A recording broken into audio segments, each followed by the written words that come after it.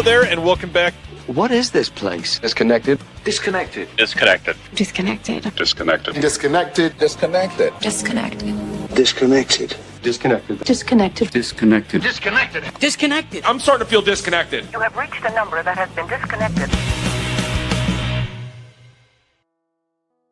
Hello, everybody. Wow, that was a motion opening. That was pretty interesting. Live on another Thursday with the Good Doctor, since it is the first Thursday of the month. How's the Good Doctor doing today, sir? That was my Jaws shot. Happy anniversary to Jaws. Amazing. I am dreadfully ill. That's exciting. This could be the one. This could be the one, huh? Well, I hope it's not the one because of next Thursday's the one, but we'll get to that in just a few. You can't. I bet your kids hate Christmas. You can't let anything be a surprise, can you? No, I don't love surprises. It's not a surprise for you. No, that's true. Oh well, I'll spoil that one. I kind of have to now, I guess. Yeah, we got a lot to talk about. Now you can say anything, and that's the other thing. I'm not sure. I feel like you're that Ricky Gervais movie where he can't lie. Yes, I think that's you. You're Ricky Gervais. I can't really argue with that. It is very difficult, but yeah. You need to learn how to lie, man. It's good for you. I had somebody DM me on the Facebook account today, and they asked me about a certain company. They were like, I heard they're not doing too well financially. Have you heard anything? And I was like, man, I don't want to make up any rumors, but I've heard some stuff. And then I was like, wait, I shouldn't just say that even. I probably should just let it go. I don't need to respond to that. That's even worse than lying. That's gossiping. Yeah, basically. And I don't love doing that. So I love that you had to mute yourself. Anyways, first off, I want to say it was a Jim Carrey movie. Also, well, there's a couple, yeah, of the liar type movies. Last Thursday was a rough one for me. I had a personal crisis that happened like 2 hours before the show, and I want to say I was not like myself. So I'm eager for a fun night with you. Been looking forward to this for days, and then of course you message me and say, "Hey, I'm deadly sick. It's going to be terrible." So I hope it's not, and I'm excited to make terrible jokes with you for the next probably 4 hours because we have more than 100 announcements to cover. Well, like I said to most of my early girlfriends, I'm sorry to disappoint you. I can't even make a pun off of that because, yeah, I get it. But sexually? Yeah, I understood. What's going on over the last month? What have you been up to? Last month was something. Let's see. You're gonna get your parking validated? I hosted a Westerns series at the Cary Theater. You did. We showed The Big Trail, Raoul Walsh, John Wayne. We showed Johnny Guitar, the Nicholas Ray with Joan Crawford. So another Nicholas John Winding Wayne. Ray. Yeah. The Searchers, don't even. The Searchers. All right. And then last week was the last one. Sidney Poitier's Buck and the Preacher, and this was fantastic. I prepared for minutes. I gave a PowerPoint and a lecture before each one, and then do Q&A afterwards. And so for Buck and the Preacher, I go into this whole thing about like, hey, who have we not seen in these mythologies of the American West? Right, we've looked at pioneers, we've looked at women and kind of like gay stuff. We've looked at that was Johnny Guitar. We've looked at like some of the nature of manifest destiny and racism and genocide, but who have we not seen? Any black people whatsoever. And so I go into this whole thing about how fully 20% of American cowboys were newly freed, black people migrating as quickly as possible away from the South, that there were all these kinds of tensions between indigenous people and black settlers, because the indigenous people like empathized with their plan, but also were like, yeah, you're still taking our land, buddy, and all these things. And Buck and the Preacher, even more than a historical corrective, is a product of the Black Power movement. It's Sidney Poitier's first film as a director. You've got Ruby Dee, you've got Harry Belafonte. It's a really important film about this entire population of Americans whose voices had been silenced. So I give this whole talk. There's about 60 people, 55 in the theater. That's not bad. And we sit down to watch it, and the sound doesn't work. And they tried like 3 times to get it to go. Apparently there was some kind of connection outage that was affecting businesses on the whole block. And so they had to cancel the screening. Yikes. So I had to get up and say, well, how's that for irony? Canceled yet again.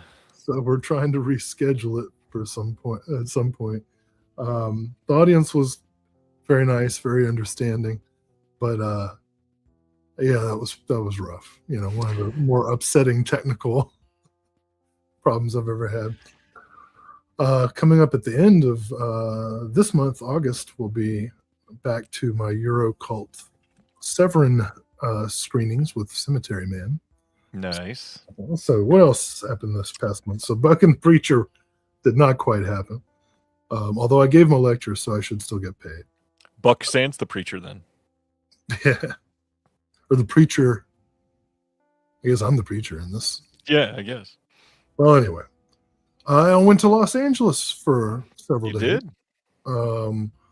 Got to see our friends Stan and Julius. Got to have a very nice lunch with them.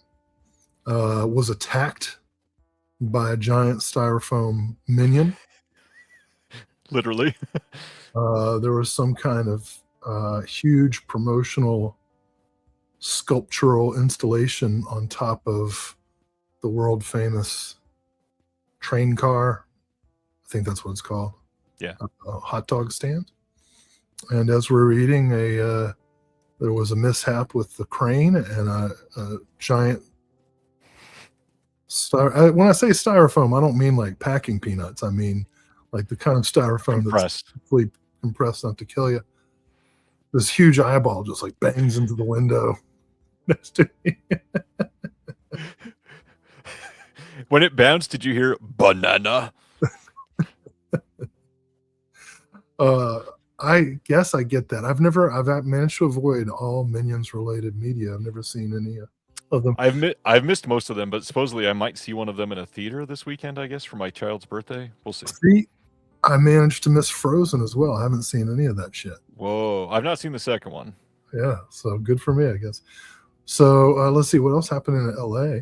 Got to spend some time with our friends Alex and Brian Sauer of Just the Discs, and what's the other one? The Pure Cinema. Pure Cinema. Had a great conversation with Brian. We'd never really gotten to talk before, so that was awful nice. And it all culminated with getting to see the two of them and our good friend Jeremy at my very first screening at the New Beverly Cinemas. Hell yeah. How uncomfortable were those chairs, huh? Oh, the chairs were fine, but it was funny because I was there to see Billy Madison. Mm-hmm. And I brought my sister, who has a very specific sense of humor. It's a real sense of humor, but like if you don't match her sense of humor, she's like, I'm just gonna leave. So the fact that she stayed all the way through was kind of amazing. I don't think I'd seen the movie since maybe a VHS script. Yeah, I haven't seen it in ages. And the absurdity of it all worked pretty well. Did you pee your pants in celebration? Just Pretty made cool. Pee in your pants is cool. let's see, what else did I do in Los Angeles? I got to spend some time with Craig from Deaf Crocodile. This is true. Showed me some behind the scenes stuff, and then we ate pizza and watched Charles Bronson in the Mechanic. One of the great nights of my entire life. And then I got to stop by Severin headquarters, and I saw Mr. David Gregory, had a little discussion, and got to shoot an interview that we probably won't be able to talk about for a year. So, great interview. There is so much to talk about whenever that day finally comes. So that was Los Angeles, and let's see what else. Well, I guess the other news can wait until later, but yeah. So it was a busy month. Did some traveling, saw my family a little bit. Went out to Los Angeles, did some work. There was at least one convention this last month, right? Not in July. Didn't I talk about Frankencon? When last time I saw you, I was in the middle of the woods. Yes. And I had just gotten back from Frankencon. And I feel like there was just one 2 weeks ago. No. You just do so many, it all kind of blurs together. I do have one coming up in August, the Mad Monster Expo in Concord, North Carolina. Tom Atkins is going to be there, Adrian Barbeau, many others. I'm not sure what I'm going to get signed. I guess I'm going to go with Night of the Creeps and Cannibal Women in the Avocado Jungle of Death. I mean, wise.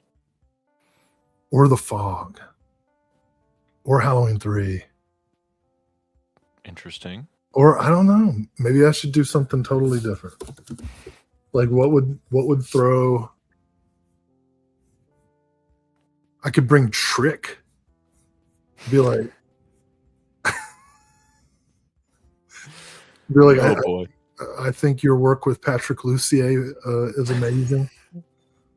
He's been in like 3 of his films. Oh Jesus! But what if I brought like Bob Roberts? That'd be funny. Craig says to bring the first Swamp Thing. Maybe. I don't know. But I'm very excited for that convention. What's your July been like? Well, before we get to July, just to keep it sort of on a similar topic, next weekend, not starting tomorrow, but next weekend, I am going to be at the Kansas City Crypticon on behalf of Severin, working the convention here in Kansas City. We got a pretty fun slate of celebrities if you're in the area. Some of the big ones for me, as many of you will know, my wife and I are big Saw fans, and Costas Mandylor is going to be there. Played Hoffman I think he's in Saw 3, 4, and 5. Jeremy Davies is going to be there from the Black Phone and Lost. And you're going to see Costas Mandylor? Hell yeah. I think he's only like a few tables down from us, too. He's like 4 or 5 away. How come you get to be with the Jim Wynorski people? Henry Thomas is going to be there. I think I'm going to have him sign a Dr. Sleep print I've got. Let's see. Tracy Thompson's going to be there. Eric Freeman's going to be there. Greta Garetta is going to be there. Doug Jones is going to be there. It's a pretty good lineup this year. I can't believe you get to meet Costas Mandylor. I'm gonna get him to sign a piece of paper for you that says #Restore the Wynorski verse. Do you not have any Jim Wynorski movies that he's done? You've already got him. It won't mean as much. So I'll just get him to sign your one plea to the world. Took 2 seconds. Sub-Zero. You pulled a Ryan. It was already within arm's reach. I love it. A good one. On that note, my July has been pretty wild. It's been a very busy time. We've got all kinds of stuff coming up for Antenna, and things like in-person screenings happened last month here in Kansas City. Plans for all kinds of stuff coming up. I can't believe some of the stuff that we've got on the schedule that we get to talk about real soon. On that note, my big news, I guess, for the week that I can't talk much about is Borderline pretty much brought myself to tears this week, seeing the layout design for our first physical media release. Seeing it all set up and what it's going to look like, it hit pretty hard. So on that note, it's pretty much locked in stone. We are going to be able to launch probably 3 releases before the end of this year, 5 different films, and you can look forward to our first set of pre-orders coming before the Halloween holiday. Now I have to stick to that, damn it. So hopefully that works out. It's going to be a good time. Everybody here has ordered from TerraVision at some point. You can.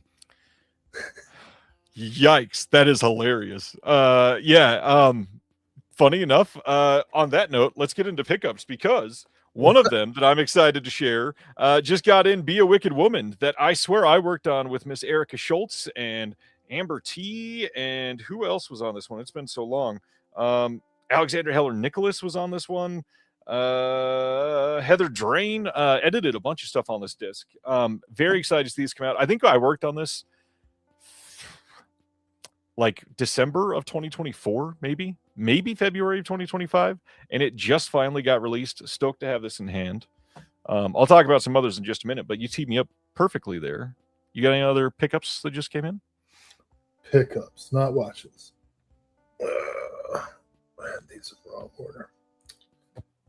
Boy, speaking of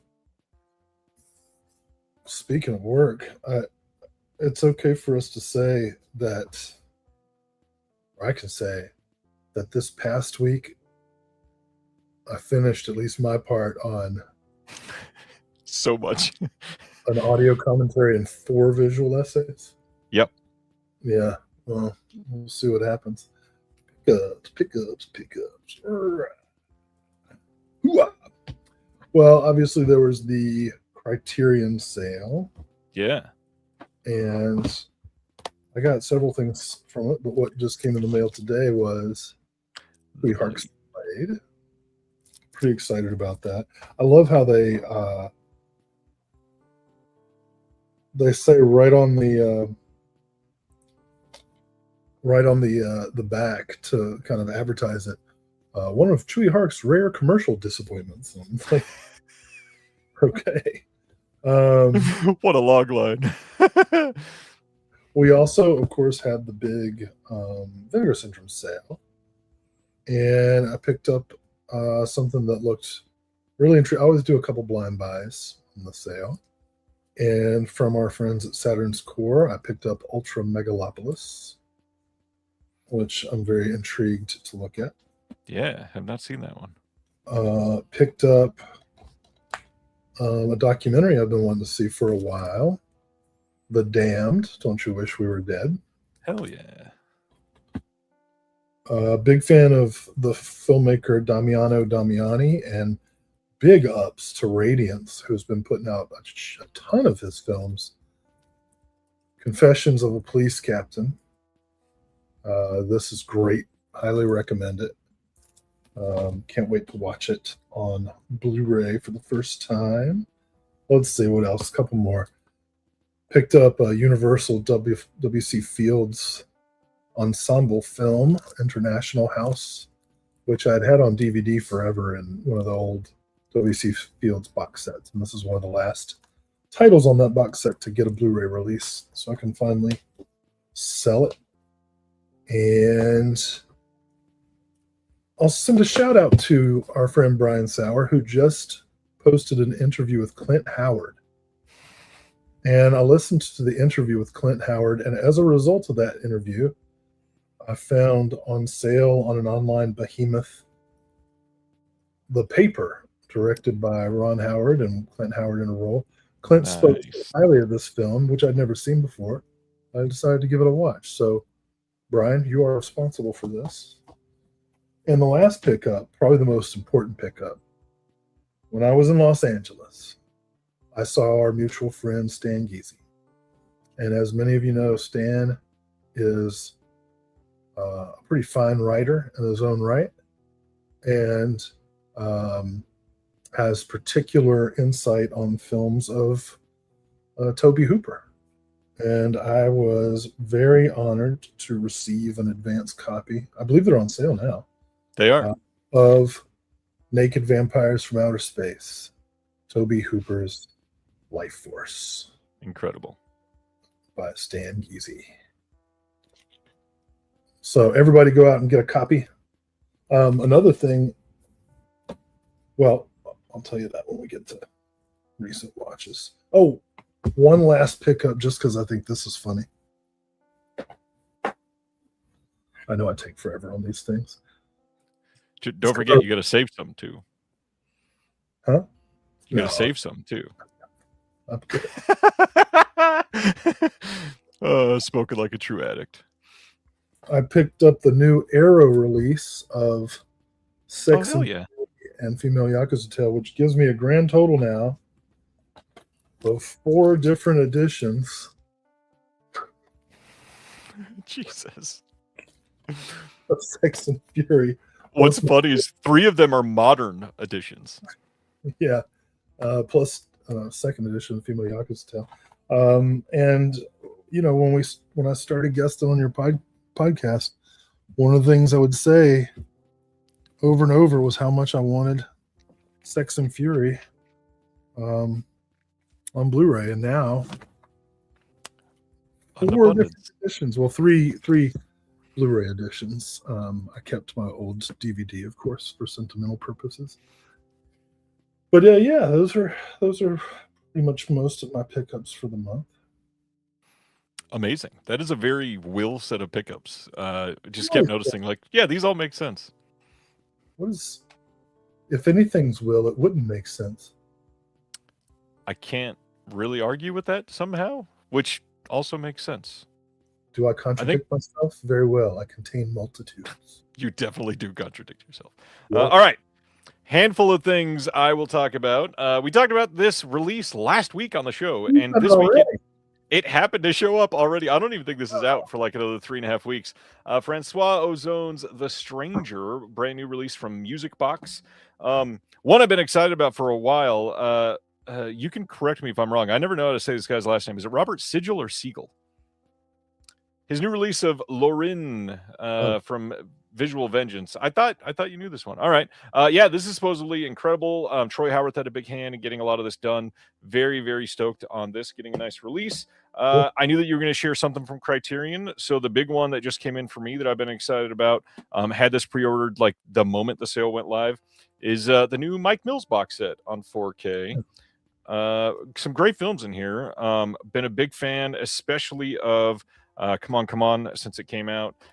Very, very curious to see the earliest one here, which I have not seen yet. And then 2 more. One that I also worked on a long time ago, the 4K of Hide and Go Shriek from TerrorVision also came in. Recorded an interview for this one maybe like early 2024, and it just now is in our hands, which is insanity. And then maybe the most important release of modern time, of course, the 4K of Talladega Nights, The Ballad of Ricky Bobby. I only had a DVD of this. I never had the Blu-ray, so it was a fun upgrade. Very curious to see how this looks. I always liked that one when it came out, and eager to see it again. It's been a long time. Shake and bake. Shaken and bacon. Speaking of that, what have you been putting in the disc player going to the theater to see, other than the Westerns you were talking about? I remember a couple of years ago, I had to put on some goddamn student appreciation event, and I had to go pick up all these snacks and crap from like Costco. And I parked on campus, and I had it all in a wagon, like stacked up high, and I was like dragging this wagon full of snacks and sugar drinks up the sidewalk. And this was like a Saturday morning, right? Like, what the hell am I doing working on a Saturday morning? And this guy was like out on a walk with his dog, and he had on a Step Brothers t-shirt. And as I passed him, I said, "This is for the Catalina wine mixer." And he just kept walking. And then, like, as I was turning back to pull the wagon up a step, he like stopped because he just got it and started laughing at himself. And I was like, that felt pretty nice. Oh man, that's hilarious. What was your question? What have you watched in the last month? Oh, well, speaking of our buddy Stan Geezy, he gave me an advanced preview of his article for the Physical Media Advocate on the filming of Toby Hooper's pilot episode of Nowhere Man. It's a great article. And so I went back to my old box set, which I hadn't looked at since finishing the Toby Hooper book like 5 years ago. And I watched the first couple episodes of Nowhere Man, which he directed, and now I'm going to have to watch the whole damn series. So Nowhere Man, recommend it. Which, by the way, that Nowhere Man article does not come out till September. The August issue was too full, so heads up if you're looking for that. Wait until the September issue of the Physical Media Advocate. Well worth the wait. Then I saw a collection of shorts that absolutely blew me away. I've had this forever. I purchased this when Altered States was still an OCN label. That's how long I've had this. I think we mean Altered Innocence. What did I say? Altered States. Well, if your innocence is altered, then you have an altered state. This is name above the title. Films of Carlos Conceição. How do you say it? You can speak Spanish. I need to look it up because I don't remember this release at all. Well, it's incredible. Every short is absolutely gorgeous. I particularly like a version of Cinderella. It's called Goodnight Cinderella, that includes a shot of a guy having sex with a shoe that's somehow classy, totally classy, beautiful. Highly recommend this. I can't recommend this enough. You get 6 shorts ranging from 9 minutes to 62 minutes. Most are between 30 and 20 and 30 minutes. Just great. Loved it. Can I just say, I don't know about you, how many like short films a year do you watch? Do you watch a ton? More now than I used to because I have the Criterion streaming service. Good call. They have so many shorts. But usually, like I don't, well, I mean, this goes back to the whole reason, and you first started talking about having on a distribution label, right? Yeah. There isn't anywhere that really specializes in shorts. So any shorts I'll see will be included as bonus features on other releases. So, but yeah, I watch more now than I used to. I always seek them out when I know the director, but I'm also much more willing to blind watch a 20-minute short than I am a 3-hour feature. So, yeah, I watch a lot of shorts, and I don't know what the world of shorts holds, but I will say there's a lot of stuff coming up surrounding Antenna for shorts. One of the big ones that I was seeking out early for Antenna, like before we were even public about it, I was sort of distraught because I couldn't get the filmmaker to respond to me. And come to find out, it was because they had already signed their entire filmography over to another company. And I'm just grateful. Literally, right this moment, I'm working on, I think it's like 11 audio commentaries for that very release with that company, and I got to work on it.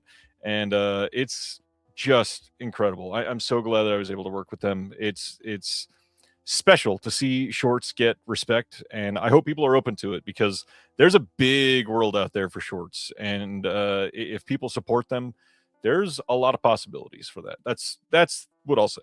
I'll leave it there. Yeah. Speaking of shorts, so this month was so busy and I was doing so much traveling that most of the stuff I watched was actually on streaming. And streaming is when I'm like turn my brain off, to watch, some studio movie that I haven't caught up with yet. So I'll tell you what I saw. I saw Venom 2, Let There Be Carnage. I had never seen the Venom movies, and I watched the first one 5 or 6 months ago. And what I'll do is I'll just look at the Leaving Soon section and pick some random films from it. It sucked. It was awful. totally derivative, but fun to watch and beautiful. Apex. Apex. Is that the recent release? The horror Charlize Theron. Australian? Yeah. It's most dangerous game, but it's Charlize Theron. And the stunts are great. You know, no surprises. Like, Yeah. you know exactly what's happening in every scene, which is great when you're like half asleep. I saw Searching. With The John Cho or Cho. John Cho. Yeah. Which I thought was it's always amusing to see technological mediation movies because the technology gets outdated so fast. So fast. Like even movies that are really well done, like Unfriended, the technology's already like, what is this? And this guy's like doing stuff on Yahoo and whatever. But I thought Searching was kind of neat. Although it's one of the better Screen Life movies, I thought. The takeaway seems kind of odd. Like, do not let autistic dudes around your daughter. That's the message of the movie.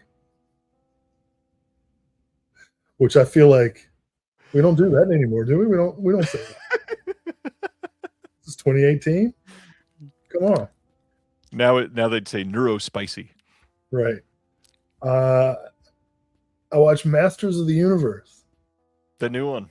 I'm so sorry that it was I guess it wasn't a flop, but it wasn't a success, right? It seems to be getting a digital following, I will say. I said to you when I watched it that it was like if someone had given Jim Wynorski $200 million and made him really dial it back, but like couldn't entirely dial him back. Like this was what I would have hoped for in a Masters of the Universe movie. Most of the jokes worked really well. I love the idea of Prince Adam working in HR. Like that was funny to me, with his little pronouns on his nameplate and whatnot. Yeah. And all of the jokes about Ram Man and Fisto. Mwah. Right? Those were great. I think it's funny that it was directed by the son of Nike, who also was a white rapper in the early 2000s. Better than Chet Hanks. But still, as Prince Adam would say, pretty cringer. On the Chet spectrum? Yeah. So I enjoyed it. I don't know why they cast Jared Leto. I would have cast like Dan Levy for that. It doesn't matter because it's a CGI character. I loved how gay, like how Skeletor was a total queen, because that's like Skeletor is an old queen. That's like the whole point. Right. I loved the Dolph Lundgren cameo. I loved that. Who was it? Grok from the original '87 film. I can't remember. Kang. I can't. Isn't Krang from Teenage Mutant Ninja Turtles? I don't fucking know. He wasn't canon. I just remember that he was in the '87 version. So yeah, like everything about it was pretty funny. There's a great honest trailers up about it that I think is a pretty accurate review. So enjoyed it. And then because I was so busy working on these visual essays and at night my brain would be fried, I watched some TV. I finished Mythic Quest. The post-it note is getting me every time. I'm sorry. I always forget. Right. I finished Mythic Quest, the Rob McElhenney show about video gamers. Yeah, I heard that was decent. It was. The last season was horrible because it's all sentimental and character arcs and stuff. But I made it through. I started watching The Studio, the Seth Rogen. I am dying to see that. It's great, but it's so stressful. Like every episode threatens to give me a heart attack. I started watching Better Call Saul, which I'd never seen before. I love that one. I think that might be better than Breaking Bad. It's okay. And here's the one that I'll let Sibner laugh at, make whatever jokes he wants to make. I have a. It's not a guilty pleasure. I don't feel guilty about it. Like, I mean, you know, it's like the thing that you watch that doesn't really fit Right. about your taste. Like, as I know, you know, my favorite show of all time, Ally McBeal. I love Ally McBeal. Mm-hmm. And secondary to that, I like lawyer shows. Growing up, my other favorite show was LA Law. Right? Great show. So I started watching, just randomly started watching The Good Wife. Okay. I'm like 4 or 5 episodes in. It's very entertaining.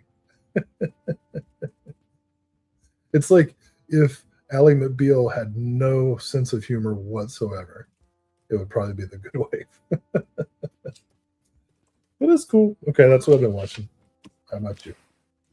Well, I will say I don't normally get to the theater, but this has been kind of an interesting week for me. I got to the theater twice this last weekend for the current It of the moment movies. I got to see Spider-Man Brand New Day Friday night, and then finally got to see The Odyssey on Sunday night, I think it was.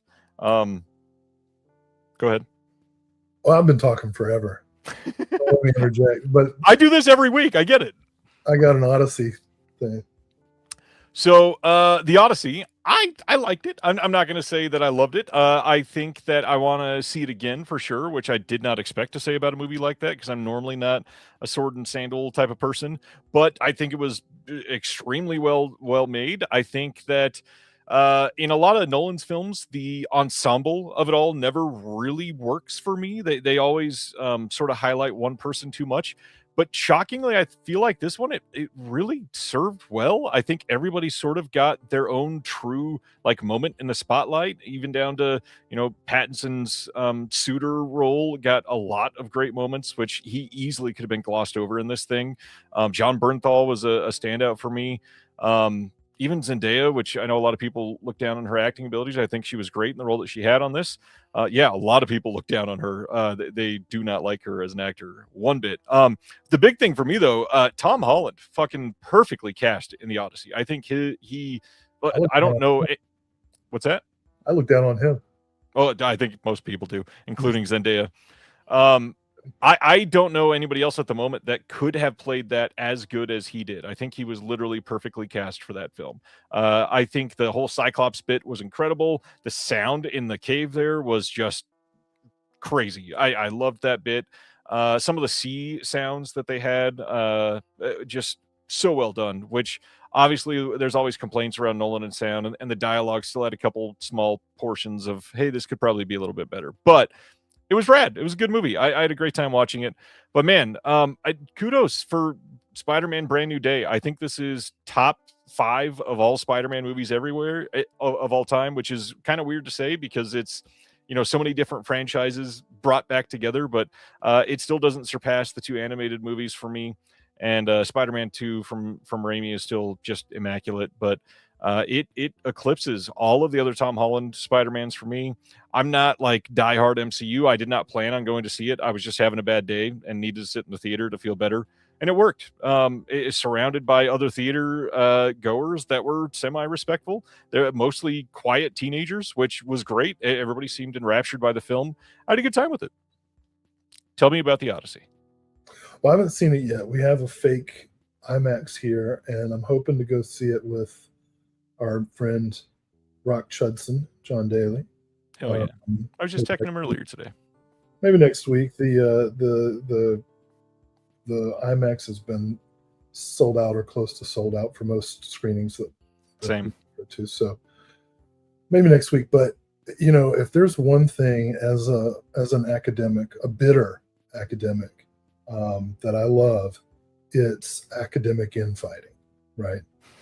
Which has, of course, led to the complete destruction of the entire profession at the hands of the right-wing activists. We completely set ourselves up for it, hoisted on our own petard.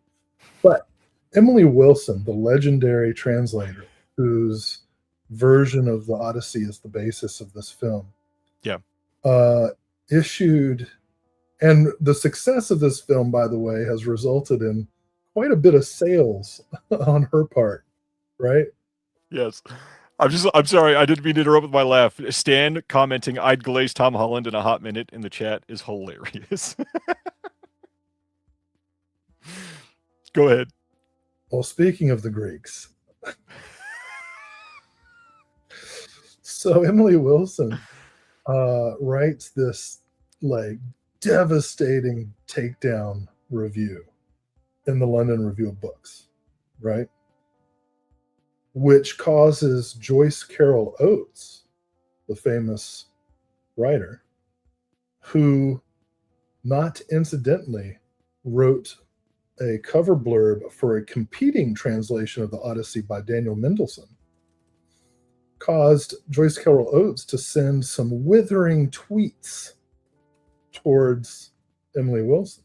It's hilarious. Not to be defeated in this, what surely will be a 10-year battle, Emily Wilson issued a second review after having gone to see the Odyssey again, this time in the Atlantic, in which she gave an even more withering takedown of the movie.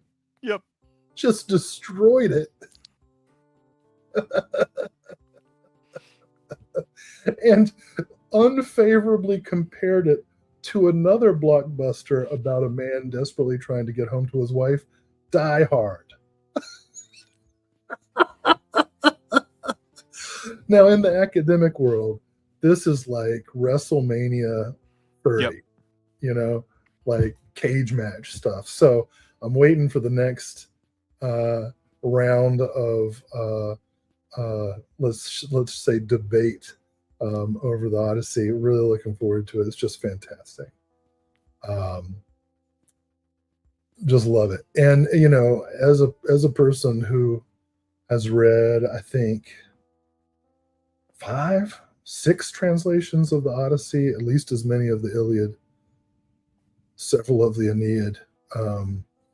You know, I love them, not enough to learn their original languages. Actually, I can read Latin pretty well, but not Greek. So not enough. I don't love them enough to learn the original languages, but I do love them enough to read tons of translations. So They're all other languages to me. I have now ordered Emily Wilson's translation. That was good. And Thank you for recognizing it. And it was great. And yeah, 2,700-year-old. There have been a lot of replies I meant to reply to. I'm glad a lot of people like The Good Wife and Glazing, and it's cool. The Wonderment Project worked on. Yeah, I'll check out The Good Fight as well, and all of that stuff. Anyways, yeah, the Odyssey stuff is hilarious. And you know, I'm not a Christopher Nolan fan, so but I am going in with an open mind to see this. So looking forward to it. I mean, I don't know what it says about the current movie-going audience, but I think it's hilarious that everybody's like, "Oh my God, the Odyssey made $1 billion worldwide in only like 3 weeks," and then Spider-Man comes and does it in 5 days. This is something, actually, all right, I'm sorry, this is a total tangent, but this is something that I do not understand. Our discourse as fans, not as like professionals or people who are interested in the industry, which I know a lot of people on this, right, in this group have legitimate interests in and serious interests in box office and everything like that. But like, if you're just a regular film goer, right, and you tune in to like NPR because you're a good liberal, all you ever hear about movies is what was the top box office, what made the most money. You never hear, was the movie good, or you know, or interesting, or it's all about box office. And this is really a product of the blockbuster era, that you know, less and less money is invested in smaller movies, although we'll, as a result of obsession and backrooms, we'll see probably a brief spate of investment in lower budget films about YouTube videos. But I feel like the focus on box office keeps us away from the actual films. I don't like it. I agree. And Actually, the studio, that show, there's a lot of jokes about that. Sorry, go ahead. the bigger thing to me, if you're even going to speak like that, I think the more relevant way to discuss it is actual attendance. Because box office, especially for cities like LA and New York, which is where we have our largest film scenes, are going to skew so many of these numbers. There's a couple films this year that at Antenna we've been keeping our eyes on because they've just continued to play in New York like 4 times a day, every day for like 6 months. And they're not selling huge numbers, but their box office is steadily growing and growing and growing. And the reality is, if we had actual attendance numbers, you would see the ticket price being so much higher there is going to overinflate the actual like phenomenon or impact that this film has had. And at this point, why are we looking at New York where a lot of these tickets are private theaters that aren't like AMC A-list where they're, having their membership pay for it or something like that, where people are paying like $23 to $26 just to see one independent movie? And if that's the case, let's talk about actual attendance. It's such a giant change compared to, this movie, it made $850,000 this year as an independent film. That's wild, sure, but how many people actually saw it? What is the number there? Yeah, there was a whole episode of The Town about this. That podcast about. I've heard of it. Yeah. By the way, I've put my camera inside of my microwave so that I can continue talking to you while I make a cup of ginger and lemon tea. I thought we were about to be in an episode of The Bear. Yes, chef. No, not that The Bear. The one about the game. Never mind. Did you know there was a whole article in the New York Times about Ozempic in the bear community and how a lot of bears are finding this to be a betrayal of the whole culture? GLP-1s are taking the bears away. Yeah, it's going to be otters now. Oh my god. Oh, they went from grizzlies to pandas. What are we doing? Oh, that's amazing. All right. I didn't really think this through. No, but I like it for some reason. Colton confirmed. That's hilarious. There's a Canadian novel from the 80s called The Bear. Oh, did not know that, Brian. Do you remember that movie about the little bear cub called The Bear? I don't think so. Shout Factory puts out a disc of it. I don't want to see it again. Somebody out there knows what I'm talking about. Probably. I'm assuming many people here do. What else we want to talk about? I don't know, but we're 50 minutes in and haven't even talked about announcement 1, and we have more than 100 to cover. So this is going to be a good night. Oh, man, and politics. Holy cow. It's been a decent week. How about Michigan, eh? I mean, there you go. The Vid 54. That was what's up. And RFV media student. The Town with Matt Belloni. Belloni? It's probably Belloni. Matt Belloni. I guess I'll never be a guest. Oh, man. I'm a hairless bear to some. Call myself the seal. All right. Oh, Ronnie's asking where are the cats. I don't know. They go where they wish. They'll make an appearance at some point, I bet. I'm sure they will. They've just been fed, so they're probably just like lolling around with swollen bellies. Colton is still waiting for proof of life of Mitch McConnell. We've seen like 9 photos. Dude's alive, right? Didn't we see his head in a jar a la Futurama recently? He's an evil man. Shall we? Are you sure? Anything else you want to highlight coming up? Any upcoming things? Again with the post. Oh yeah, I'm finally making my podcasting debut soon. Yeah.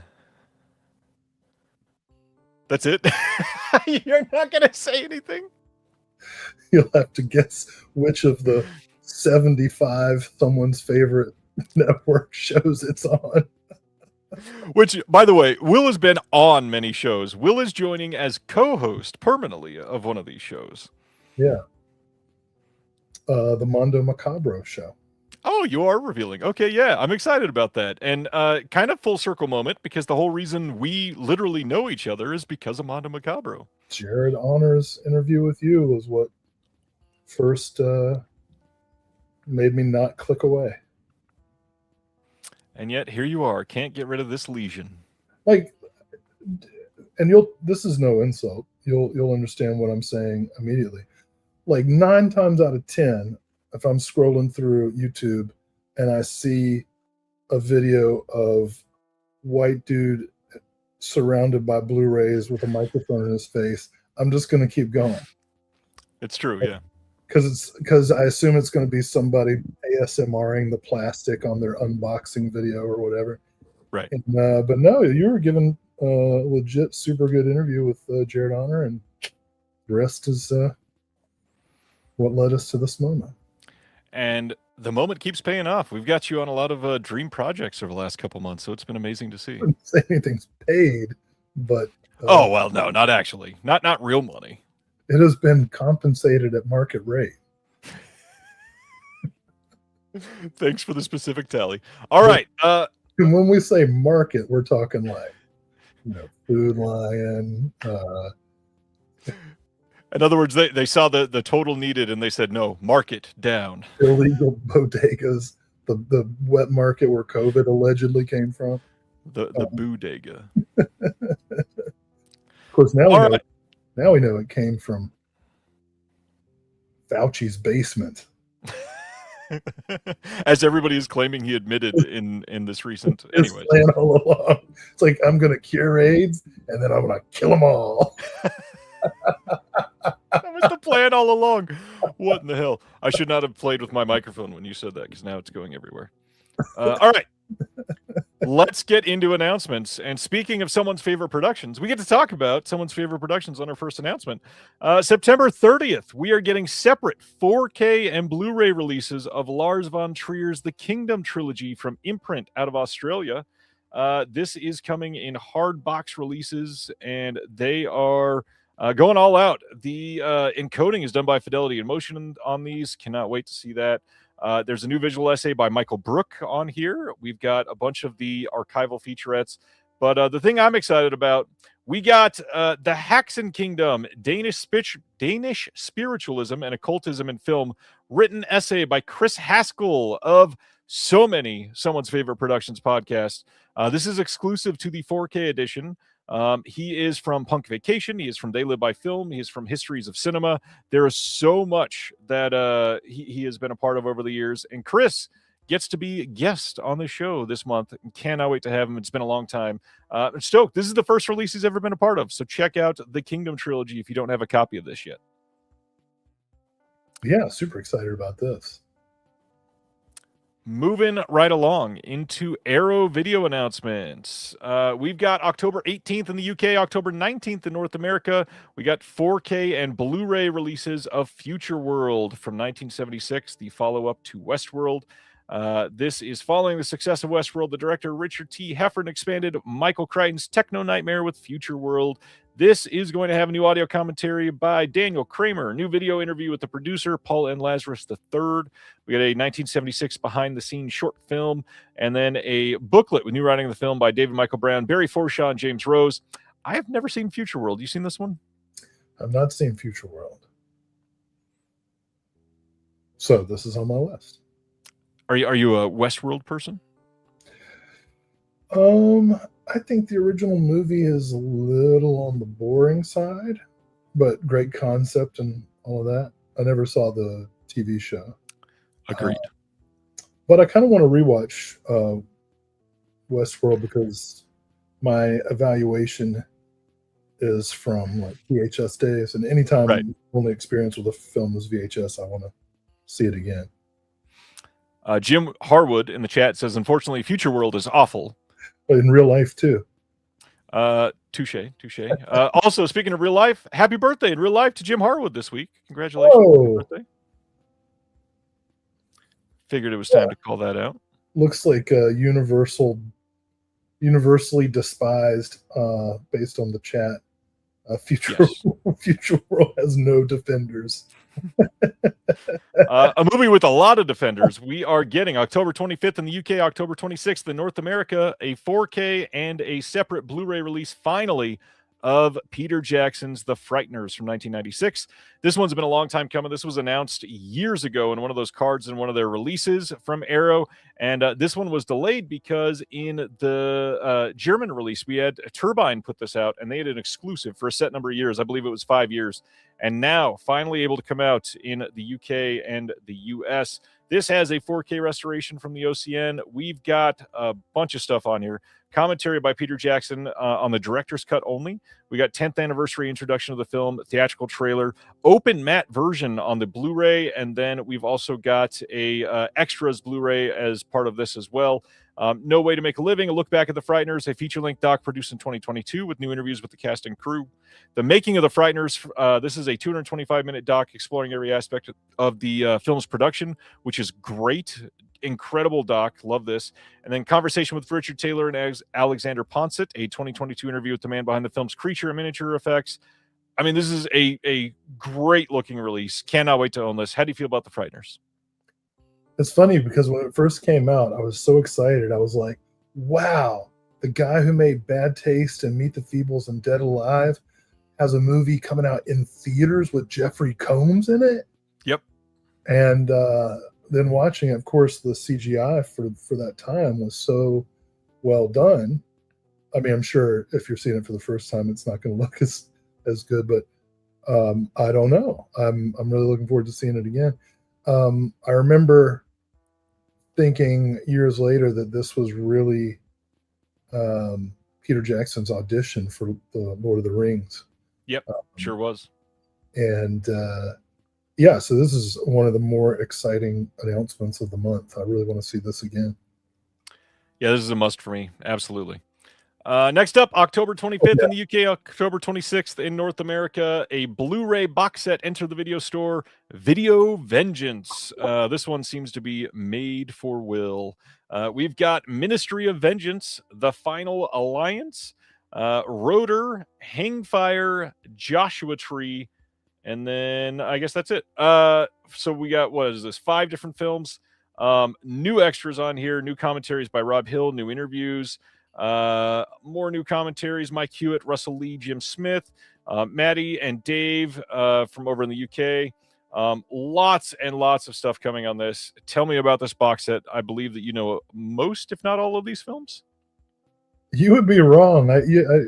Usually when you say something is so well, it's like, don't you love Joshua Tree and Rotor? Joshua Tree has Dolph Lundgren, which means I have seen it. That's great. I haven't seen any. I think I've seen the video box for Rotor from the video store days, but I'm not familiar with any of them. Really? All right. I mean, this looks like it would be a fun set to get, but I agree with Terry. I was kind of hoping that this was going to be a series of Empire, Full Moon and Empire films brought into the modern age. But this is cool. Yeah, definitely on a second or third round box set sale when it comes down to like $40. Yeah, I'm not jumping for this one. This is one that I might consider at some point, but not speaking to me like that first enter the video store. And I can't seem to source it, but somebody was saying in the Disconnected Discord that they were already teasing a third one of these box sets. If anybody saw where that was, would love to find out where they posted that so I could share. But yeah, the fact that they are already looking at number 3, not necessarily surprising. I hope it'll be like female vengeance movies with like Silk starring. Yeah, Silk. There's a ton of Girls with Guns films that have never had proper modern releases that would crush. I don't know. Like, don't make it the way I did, all objectifying. Just somehow walk the fine line and make it an empowering set. But I'd like to see it. There's so many good ones. Robo Chick. I'd like to see Robo Chick get a release. Yeah. All right. Next up, October 11th in the UK, October 12th in North America, separate 4K and Blu-ray releases of The Last Boy Scout with Damon Wayans and Bruce Willis. This is going to be a new 4K restoration from the OCN by Arrow, approved by the DP. New commentary by Josh Nelson and Martin Pedler. New interview with the screenwriter Shane Black. New interview with Danielle Harris. New appreciation by Stephanie Moisakis. Shane Black of the American Cinematheque has an onstage interview from Beyond Fest in 2025, extended and alternate scene selections of the scenes from a pre-release work print version, and then a booklet, new writing on the film by Jedediah Ayers, Alexander Heller Nicholas, Justin LaLiberty, Andrew Mail, and Priscilla Page. You seen The Last Boy Scout? No, when this whole spate of movies came out, I was in an era of my life where I consciously avoided stuff like that. Shane Black, other than the Monster Squad, I don't think I've ever liked anything that he was involved in. Maybe am I forgetting something that he did that was? He's done a lot of really good stuff, actually. I think the last thing I saw him do, keeping with the theme of problematic movies I've seen, I think the last thing I saw of him was the Predator movie where an autistic kid is the only thing that can save the world from the predators. And Lots of autism tonight. Olivia Munn is like a scientist who can suddenly kick predator asses. Yeah, I've just never liked his style of dialogue. It's very, I don't know. So no, I never saw this. The Nice Guys. Did you see The Nice Guys? That's Shane Black, and that movie's incredible. I didn't see The Nice Guys, so I can't speak to that. You should. It's amazing. That's what everybody tells. That's what everybody told me about Kiss Kiss Bang Bang. And after I had to sit through that piece of shit, I stalked everyone who recommended it to me and murdered them and put them in a shallow grave on the edge of the riverbanks. Well, all that to say, I actually really like The Last Boy Scout. I think this one's fun. It's been a long time since I've seen it. Yeah, I'll check it out. Wow. It's probably amazing. October 11th in the UK, and that's it. We got a 4K coming from Arrow of Cujo, 1983's Cujo. Last release in the UK by Eureka, and a pretty great looking release. We've got the theatrical cut on 4K here. We've got archival extras. Not really anything new on this that I can tell. And then on an international exclusive limited edition Blu-ray as part of this initial pressing only. They've got the international cut here, and it's got a Q&A with Dee Wallace from Cinemaniacs and Monster Fest from 2015, interview with Kim Newman on Cujo. I think this is not a cut that was available on the Kino set, and I don't know that I've ever seen the international cut of this. Have you seen the international cut?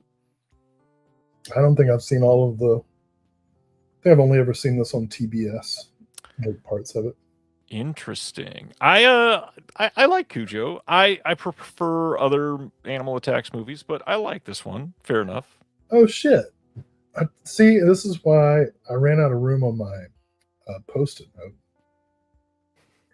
The other thing I've been doing for fun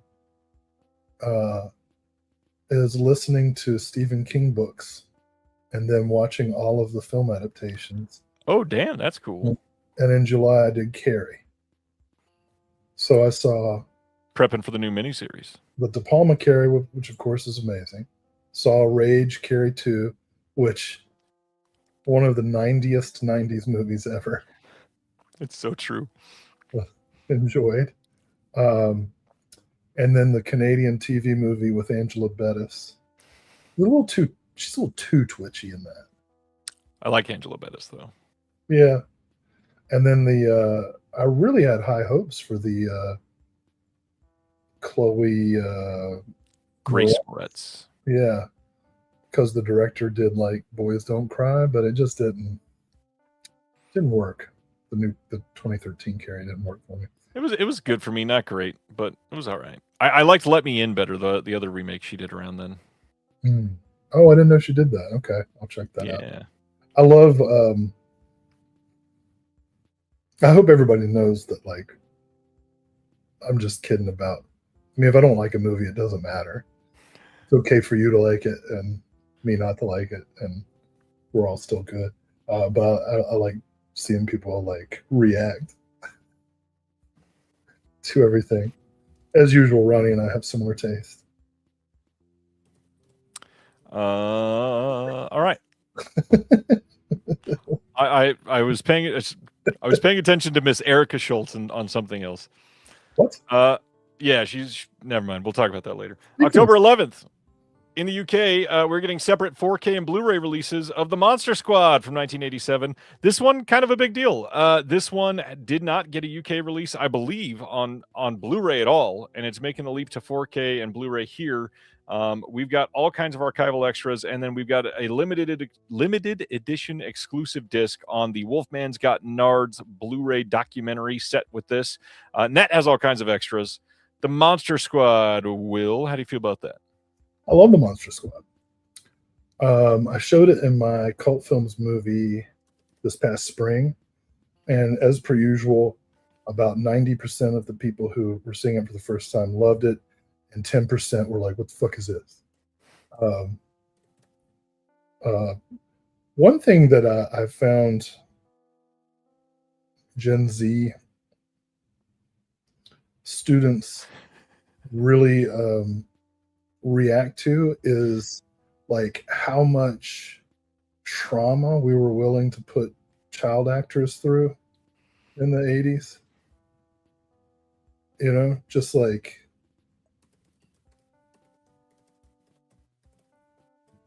There's a lot. Really, I mean, like these kids are actual kids. It's great. I don't know. This is the kind of trauma that's whimsical. I think it's good trauma. Whimsical trauma. I agree.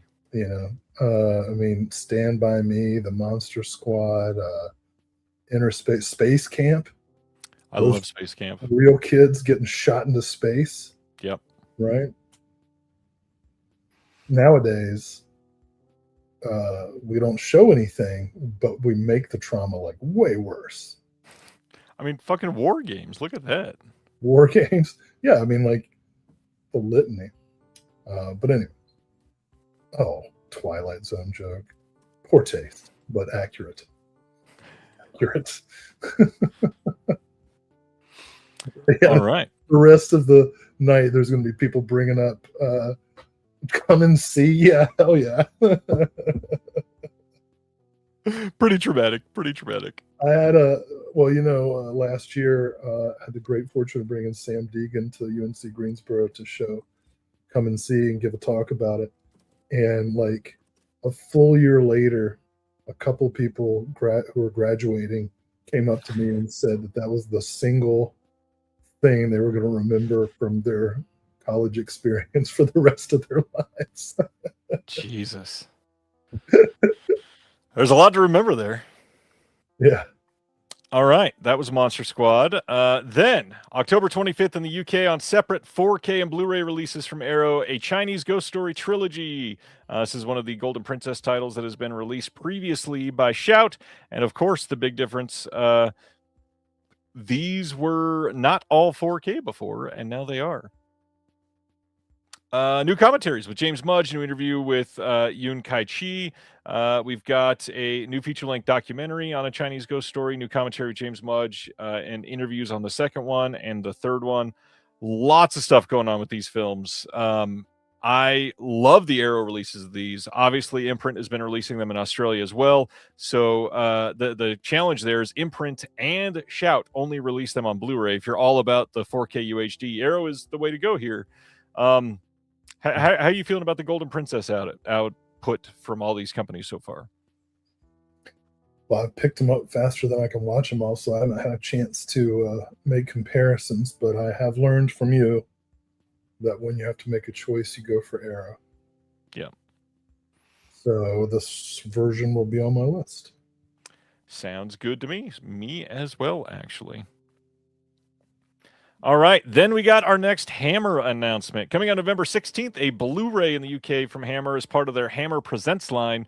The film is Incense for the Damned from 1969. This is co-starring Patrick McNee, Imogen Hassel, Alex Davion.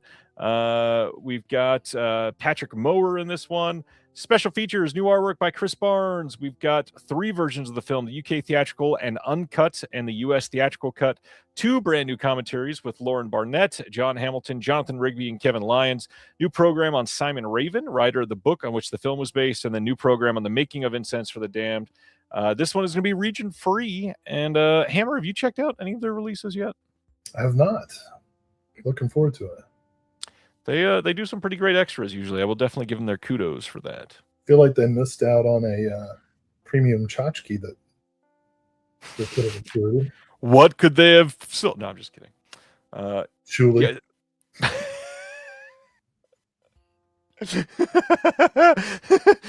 they sell wrapping papers or rolling papers.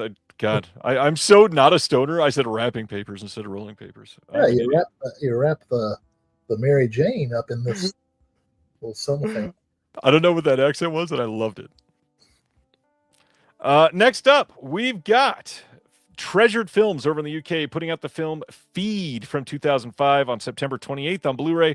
This was released here in the US by Unearthed Films, and just to put it lightly, not a film I need to see again. Have you seen Feed? Well, I took my kid to McDonald's the other day, so I feel like I lived it.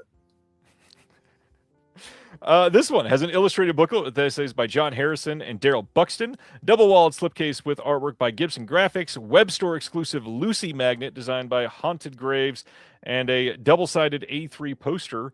This has audio commentary with the director, new piece, Out on a Limb, peering at body horror in film. Our author Simon J. Ballard discusses the various infections of body horror and horror cinema. We've got From Wolf Creek to Fury Road, a detour through the outbacks of modern Ozploitation by the writer, author, and film historian John Harrison.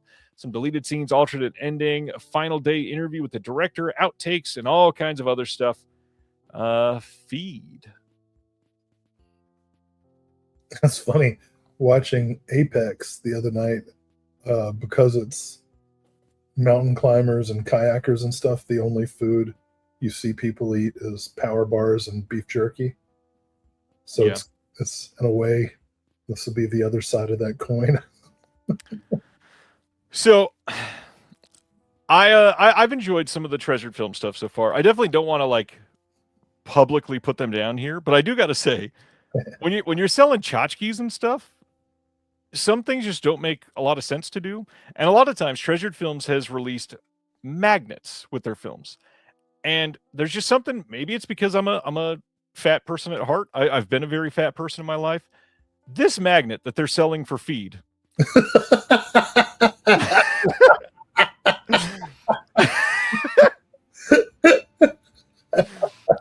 I'm sorry here. Does this not feel a bit distasteful?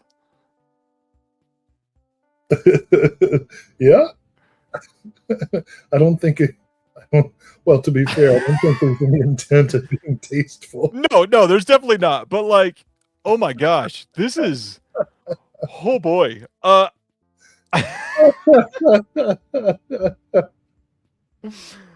gonna switch back to the announcement, but my goodness, like, there's nothing that I would ever want to use that magnet on. That is wild. Oh gosh. Anyways, let's carry on from Feed, huh? Your immediate laugh was gold there, by the way. I was thinking about, well, I can't say what I was thinking about really because it'll upset people, and I would have to give like 10 minutes of context to explain but yeah, this does not look very appetizing. Oh, I love that Adam joined, and that's the first thing that he saw. Uh-oh. There's a cat. We had our first sighting in nature. All right, next up, September 22nd on Blu-ray and DVD here in the U.S. of the brand new, not really remake, but sort of continuation, Faces of Death from 2026. No extras listed on the film. I don't remember. Did you get to see this one? No. I hear that it's pretty decent, actually. I'm very, very interested in seeing this at least once. And since I have access to your Shudder, I should probably watch it. Wow, go around and tell everybody. Well, the password is posted on the bathroom wall here in Kansas City. So, thanks. What the fuck? Anyways, carrying on. All right, September 15th, there's an Amazon exclusive Blu-ray and DVD coming from Wellgo USA of the Kung Fu Kid, aka I Am What I Am 2. Yes, this is the sequel to I Am What I Am. And for some reason, that film has not had a US release yet, but the sequel got one, and they changed the title, so you would actually be interested in it. This looks pretty good. The trailer for this actually looks great. I would love to see it. I'd also like to see the first film. Let us get the first film. It's so weird that they changed the title here. I'm so beyond confused. Anyways, the Kung Fu Kid, aka I Am What I Am 2. Next up, inching ever so closely to film noir, The Dark Side of Cinema, XXX. We are getting Blu-ray here in the U.S. in November of film noir, The Dark Side of Cinema, number 28. This has Citadel of Crime from 1941, Cry Danger from 51, and Terror at Midnight from 56. Do you think we're ever going to get XXX? You ask that every time one comes out. And we're still getting there. Wait, let me rephrase that. We're edging so close to it. Do you think it's possible? Do you think we're going to get it? They'll spell it in numbers all of a sudden. The Dark Side of Cinema, 30. It would be hilarious if they did that and then announced 31 right after it. It said XXXI. As soon as you get your XXX, you're going to start saying, I wonder if we're going to get volume 69, you know. Yeah. Silent Mandible's only seen the sequel, State of the Union. That's pretty good. Yeah, there are a lot of people, RFV, that are collecting all of these. I know somebody that's got, I think it's 2.5 or 3 shelves of them full right now. Oh, yeah. I'm there. How many you got? I'll tell you. Are we going back to the microwave? I've got 13 of them. Whoo! And I think when they go on sale, they go for what, like 25, something like that? Yeah. For the record, Film Noir 69 will be LXIX. I had to look it up. All right, that is Film Noir 28. Moving right along. Okay, so not really an announcement, but Hal Hartley has revealed that the physical media sales on his website will stop happening September 18th of this year. If you are into Hal Hartley stuff, they're permanently 50% off until they are pulled from the site. There is all kinds of great films here. I know that you've talked about his stuff before. Any thoughts, any recommendations, any favorites? Yeah, I got a bunch of these, but a lot of them were already sold out when I tried to. How does he not have a Criterion? Well, maybe this. Oh, God damn it! I just got my throat slashed by a fucking cat. Maybe this is. Oh, you're gonna see 2 like pinpricks of blood like streaming, just gushing. Like in 28 years later, Bone Temple, when the little kid stabs the guy in the artery or whatever it is. Yep. Anyhow, I noticed that almost all of his stuff was streaming on Criterion, and it's about to go off of Criterion. Yep. I wonder if there might be a Criterion box set in the future.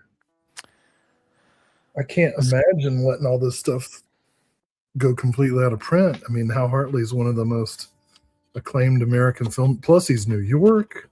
Right.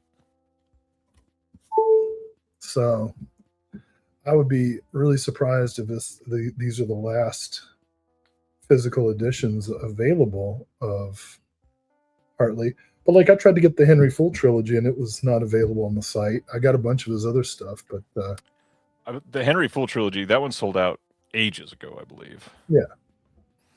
And to make matters worse, they're Blu-rays, but they're in DVD size cases, so that's fucked for my shelving. Yeah. Yep. Thanks, Hal. I do need his newest film still. Thanks for nothing, Hal. I remember one of my college professors recommending, I think it was Henry Fool. I can't remember which film this was, but the professor's way of recommending it to me was, I was a little bored at first, but then there's a scene where this guy pukes on a woman's naked ass. I was like, oh, I'll go check that out. Will was all in at that point. I don't remember what it was. All right. Moving on from Al Hartley. Check that out as soon as you can. September 18th, if you're after the discs. That's the last chance. Moving on from Hal Hartley to porn. September 1st, Blu-ray coming of Endless Ecstasy, Volume Number 2, coming from Ultra Flesh Archives. This is the second release in our ongoing series of classic 8mm and Super 8mm films from the 70s and early 80s. Dug deep into our extensive collection to bring you the best XXX loops from the golden age of porn, all transferred and restored from original films in high definition. The hottest stars, the hottest action. This will have 14 8mm and Super 8mm films transferred and restored in HD. 2-panel insert, double-sided cover, authentic film projector sound, restoration featurette, bonus rare black and white short, and some trailers. These are very fairly priced. You've got an interview with the guy that runs the label on my channel. If you want to go and check it out, Ultra Flesh Archives, give it a look. There you Just go. waiting for you to give opinions on this. Come on. No, I don't have any opinions. Feminists differ.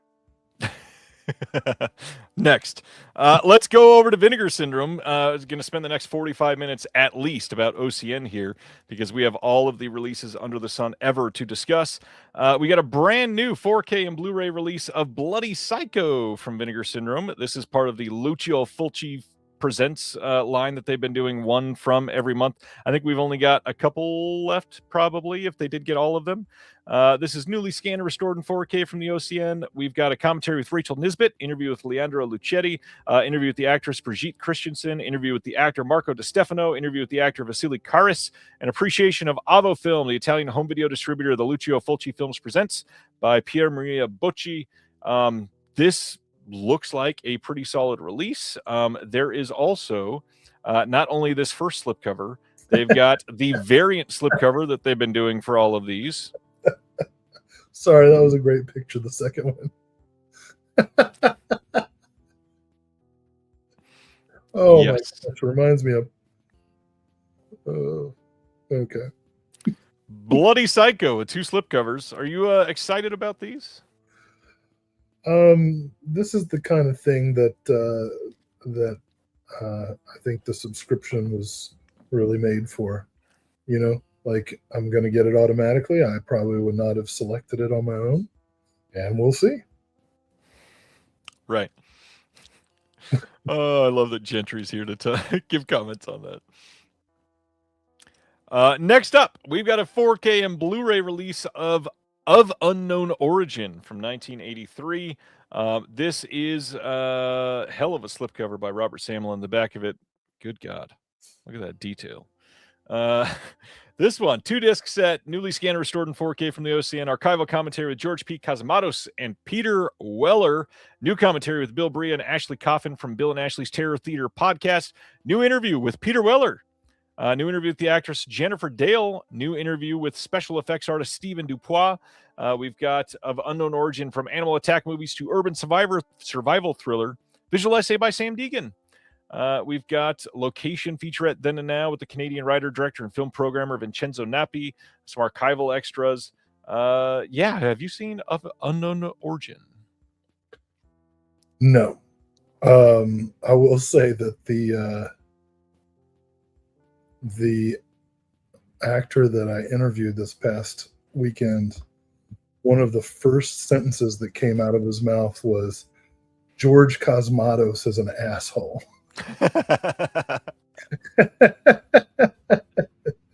Completely unprompted. We hadn't even gotten to the films yet.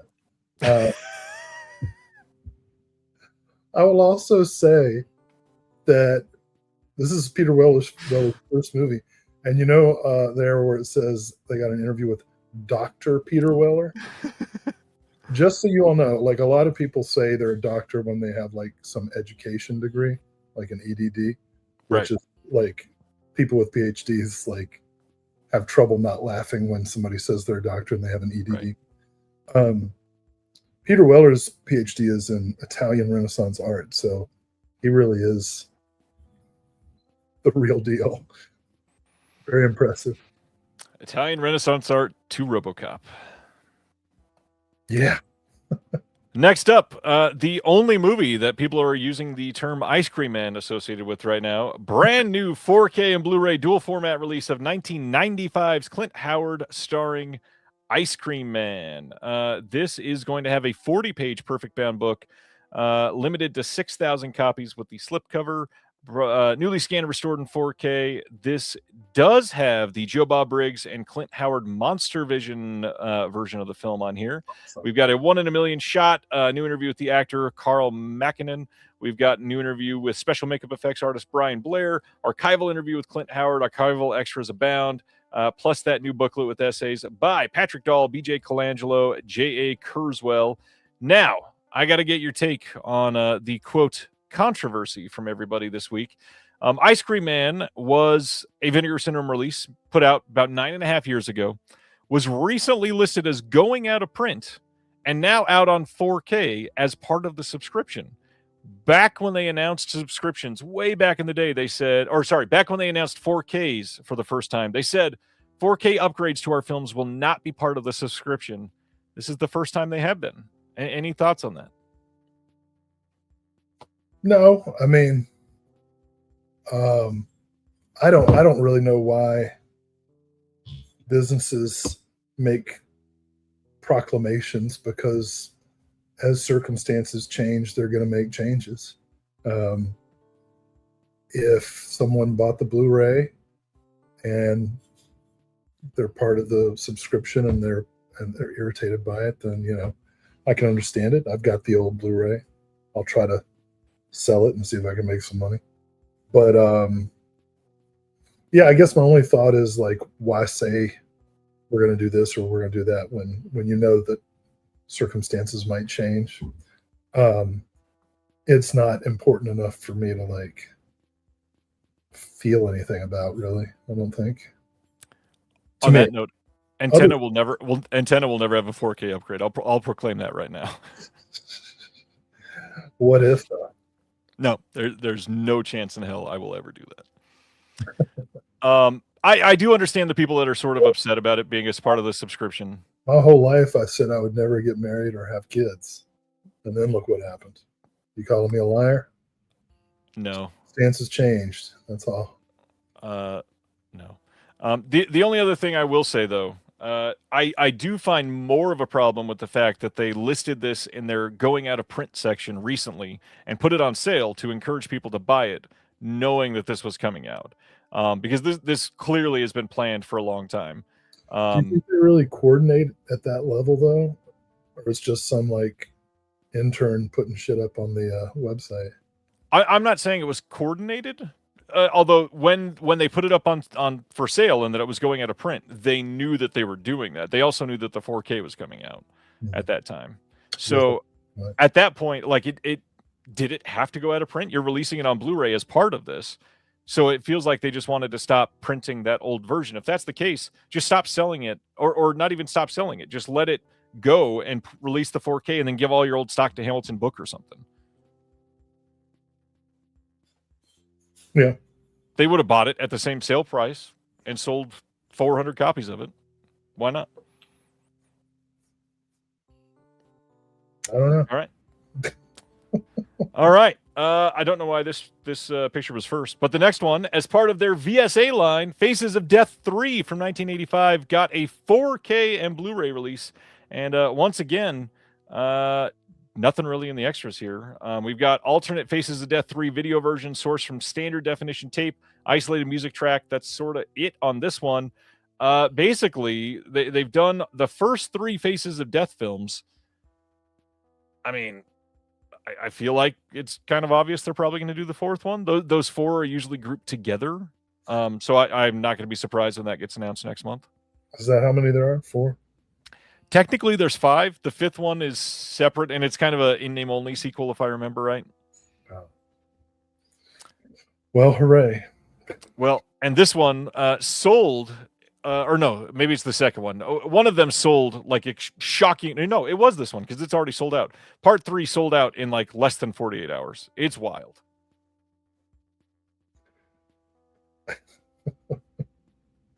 Well, it's already in 4K, so we don't have to worry about any double dip. I mean, they're putting Rad out on 4K again this year. Except for when they re-release all the Faces of Death in a box set. Got to pull that Kino Lorber. And everybody will buy it for that cardboard. Not me, man. I have one more Ilsa to get, and that's it. I'm just getting them separate. What about when they, after the 4th one's out and they do the box set soon and they make an Ilsa documentary? That's also in there.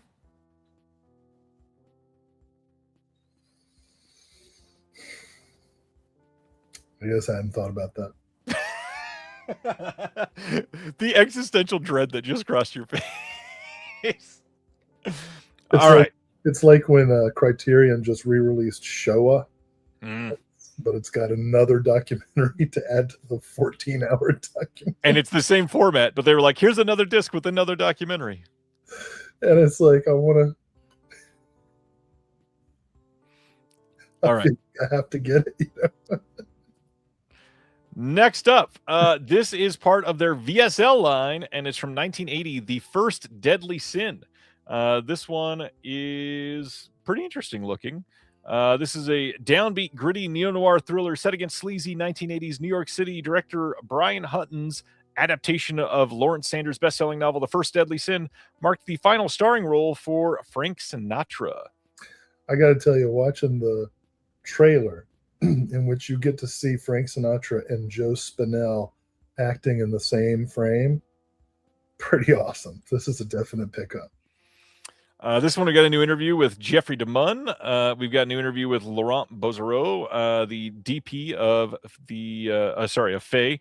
We got a new featurette with James L. Nebar and Gary Schneerberger, film historians and co-authors of Frank Sinatra on the big screen. We've got Cinescapes, new featurette looking at the locations of The First Deadly Sin, and then some archival extras. I'm very curious on this one. I did not hear great things, and the reviews don't look wonderful, but it does sound great, and I gotta love 1980s New York. Yeah, I'm sure it's not a very good movie, but you gotta... Oh, and look at this. We got Bruce. Speaking of Bruce Willis, we got him as an uncredited extra. Yeah, I mean, I just want to be able to make that shot of Joe Spinell and Frank Sinatra my like desktop background. Nice. Next, as part of the Iconoscope line, we've got Death of a Cheerleader from 1994. This is going to come in a single-walled hard slipcase and slipcover combo. This is art done by Suspiria Vilches, limited to 4,000 units. This is a made-for-TV movie by William A. Graham, and you've got some names in this. Tori Spelling, Valerie Harper, James Avery, Krista Miller, Terry O'Quinn. Newly scanned and restored in 4K from the OCN, newly transferred and restored original 2.0 stereo soundtrack, commentary with the one and only Amanda Reyes. We've got A Friend to Die For. Margaret Langrick is the accidental actor in a floppy hat. Interview with the actress Margaret Langrick. Visual essay by Scott Humphreys. Stills Gallery, 24-page booklet with an essay by Amanda Reyes. I've only heard great things on it. I definitely need to see this one. Well, what kind of great things have you heard? It's a Tori Spelling Lifetime movie.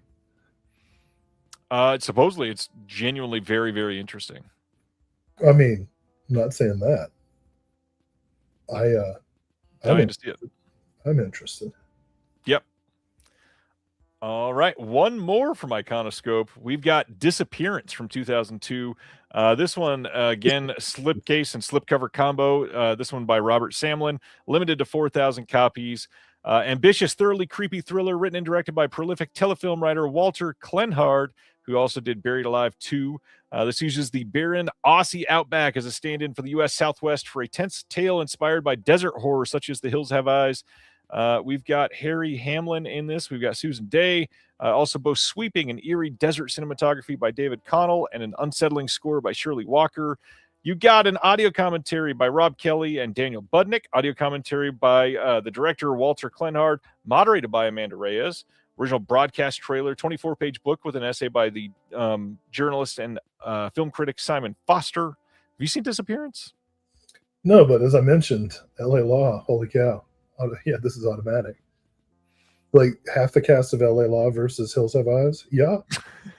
Versus Hills Have Eyes. Yeah. Do that. Yeah, this sounds pretty damn good. All right, from their DeGausser video line, Twin Cheeks from 1994, getting one of their LED VHSs. I'm kind of shocked. This is the first time they're selling an LED VHS without showing you the actual LED VHS. Yeah, check it out if you're into it. Next up, they got this new print of a Dragon on the Mount. Seemed to get a lot of people excited about this one.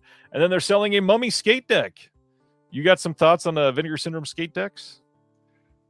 Well, as you know, just yesterday, I took my youngster to a skate shop to outfit their new Vinegar Syndrome skate deck. Did not anticipate how expensive that was going to be, so my child now will either qualify for the X Games or we're going to chalk this up as a failure. Which, I mean, they better skate the fuck out of this skateboard. Yeah, these are cool designs, I guess. I don't know. I stopped putting dragons on my wall like around the time I lost my virginity in my mid-30s.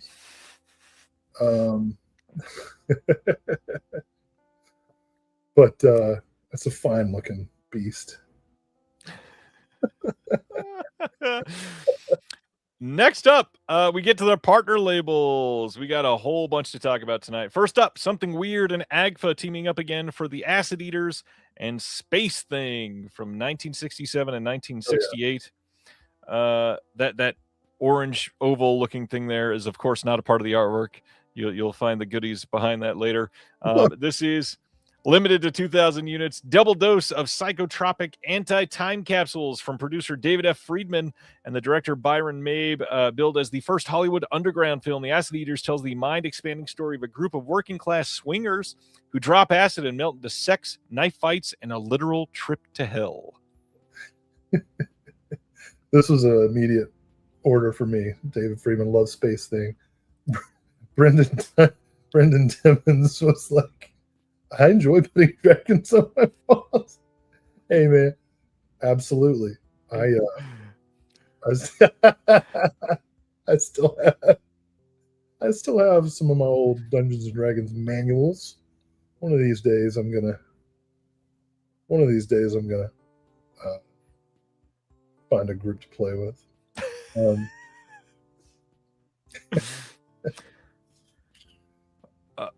This release, the Acid Eaters has a previously this is such a weird way to say this, previously unreleased archival commentary. So it used to be unreleased? Right, it was recorded but never put on the disc. Okay. That alone is worth the price. With Mike Rainey and David F. Friedman, we got an archival commentary with Mike Rainey and David F. Friedman on Space Thing. Shorts from the Something Weird SVHS archive, Drug Freaks, and This is the Moon. Trailers for both of the features. Booklet with essays by Britt Ruert and Something Weird's Lisa Petrucci. I agree with you. Definitely a must. I love the stuff from Something Weird. Love that they're getting good restorations. Next up from ETR Media, we've got Action Figure Adventure from 2021. This is the slipcover art on this one. We've got a special limited edition slipcover limited to 500 units on this one. We've got special interviews with pop culture icons Kevin Smith, Super 7 founder Brian Flynn, Mark Taylor, Tom Kalinske, and behind the scenes, and all kinds of other stuff. We've got the Jay and Rob Toy Show seasons 1 and 2 on here, Action Figure Adventure season 1, post-episode roundtable discussions, Action Figure Adventure season 1 and 2 trailers, and that is it. Any comments here? We got a lot of media for adult virgins this time. Isn't this like the 4th documentary by this guy with the same? I don't think so. I think this is the only one. Didn't they do isn't it the same people that did the video games? Like tracking down every Nintendo game? I may be wrong there. I didn't think so, but possibly. I don't know. All these guys are the same to me, but yeah, cool. If this were on, it would definitely activate my nostalgia, and I'd probably watch it.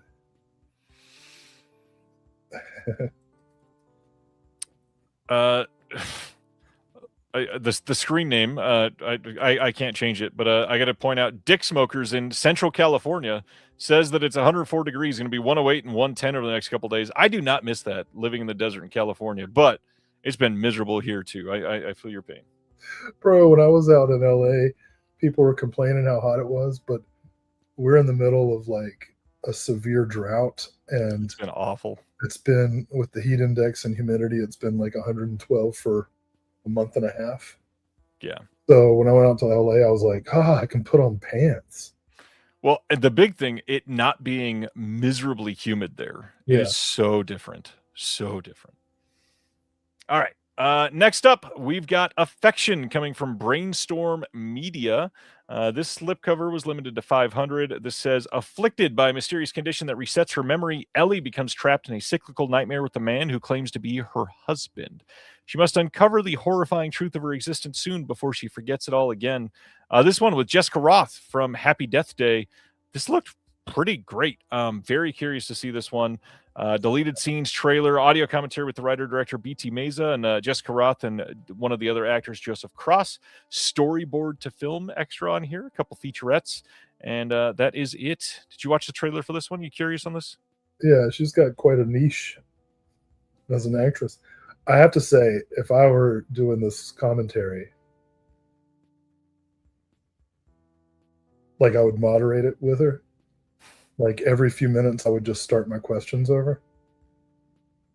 I think it would be funny. Oh, Groundhog Day, the commentary. This is like Overboard meets the Groundhog Day. Yeah. All right. Next up from When you think about it, Groundhog Day is a pretty disturbing movie. It is. It's basically a horror movie played for yucks. Yeah. Well, anyway. Next up from Several Futures is Eloise from 1975. This slip was also limited to 500. This one is one that I know nothing about. It says one of a handful of female outsider artists to earn praise from the early exponents of art brut. Eloise Corbaz, born in modest circumstances in Lausanne, Switzerland in 1886, institutionalized as a schizophrenic in 1918 and kept under psychiatric observation until her death in 1964, is portrayed here by two of the premier European actresses of their respective generations, Isabelle Huppert, who plays Corbaz as a ruminative, searching young woman, and Delphine Seyrig, astonishingly committed as the elder artist. This is restored in 4K by TF1 Studio and La Cinémathèque François, and the Swiss Cinémathèque as well. We've also got on here a short film by de Kermadec from 1965, inspired by Through the Looking Glass, also starring Delphine Seyrig. A short film by Abraham Siegel featuring Seyrig and the painter Mary Barnes from 1986. A booklet with a new essay by Tim Palmer, a new translation of a tribute to Leland de Kermadec, Exceptional Destinies and Constrained Desires by Alexander Musa. Lots going on here. Love the artwork here by Tyler Rubenfeld. I've never heard of this, never seen it. Is this one you're familiar with, sir? No, but this was immediate as well. It sounds very good. Very good. Grandmothers of Darkness. Because of Delphine Seyrig. Yeah, understood. Whatever, dude. I'm slamming them tonight. You're doing great. I'm into it. Everybody check out Dodgers of Darkness if you've never seen it. She's amazing in it. Next up from Decanalog, We Are Not Cats from 2016. This one was limited to 500. It says, after losing his job, girlfriend, and home in a single day, a desperate 30-something with nowhere to go, played by Michael Patrick Nicholson, accepts a one-off delivery job in a remote upstate backwater. There he stumbles upon Anya, a beguiling and mysterious young artist who shares his proclivity for eating human hair. While their shared obsession bonds these two loners together, it also takes them on a perverse and disturbing journey. Ugh. So at first I was trying to wrap my head around how you can be upstate and backwater at the same time. In the Finger Lakes. And then eating, I can't even say it. Ugh. Here, we've got a director's audio commentary from 2018. We got an on-camera interview with Xander Robin and Michael Patrick Nicholson. That's a brand new interview. We got deleted scenes with optional director's commentary, short films by Xander Robin, original short film version of Are We Not Cats, The Virgin Herod, and I don't know how you say underscore diamond heart, underscore diamond heart, underscore diamond, maybe? Yeah. How much are you buying the hair-eating movie? I am in solidarity with Craig. No cats, no sale. Thanks, Dick Smoker. Appreciate the donation. It feels like an insult every time. I'm sorry. I think it's pronounced Daisuke Mokra. Daisuke Mokra. That was very well done. Very well done. Next is Shudder's output for the month. We've got Black Cab from 2024. This one was limited to 1,000 units, and it is getting a Blu-ray release. This one's starring Nick Frost. I remember the trailer for this. Looking pretty damn good. This is going to be a Region A locked blue, new audio commentary with Bruce Goodison. Book with new writing by Becky Dark. Did you get to watch this one? I thought it was about a cab that didn't pick up white people, and it was kind of like a revenge fantasy. But it turns out it's not about that at all. That movie's called More Cash Please Cab. Anyway. No, I don't know anything about this. Anyway is right. Is that one on Shudder? It is. It absolutely is. I'll check it out. Next one is also from Shudder. This is a 2022 film coming out on 4K and Blu-ray, and it's called Night of the Hunted. This one limited to 1,500 slipcovers, and so I this guess one sounds. This is a remake of the Roland film. This says, when an unsuspecting woman stops at a remote gas station in the dead of night, she's made the plaything of a sociopathic sniper with a secret vendetta. To survive, she must not only dodge his bullets and fight for her life, but also figure out who wants her dead and why. Is that a remake? I've not seen the original Night of the Hunted. Yeah, I mean, it could be. But wouldn't it say so? Possibly. It says new audio commentary with Tori Potenza, video interview with the director and co-writer Frank Calhoun, video interview with the actress Camille Rowe, gallery behind-the-scenes images, plus a booklet with new writing by Philip Escott from Second Sight, the producer out there. Oh, I don't guess it is. Interesting. It is interesting. Well, I probably prefer the Roland film. I would imagine so. Yeah, this is more. No. I thought they had just maybe changed the scenario a little bit, but no, it's a different film. Completely different, not a remake at all? Completely different, yeah. All right. Big thing to highlight, too, like I said, 4K release on this one. What's up, Steven?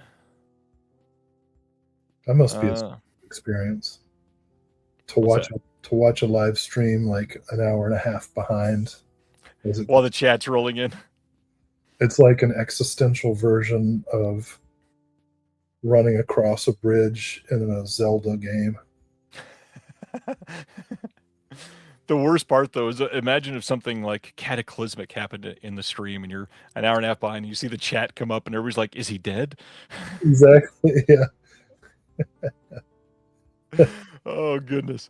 All right, next one, 2025's Buffet Infinity, getting a Blu-ray release from Yellow Veil Pictures, and this one I got to say, huge recommendation. I genuinely loved this movie. It is really well done. Semi ho hum slip on it. If slips are your thing, they could have done much better with the art on this. But this film, if you've not heard of it yet, Slip is limited to 1,000. Says echoing the Canadian comedy classic SCTV and picking from hundreds of hours of original low budget TV ads to tell the sinister tale of two restaurants battling it out in the fictional town of Westridge County.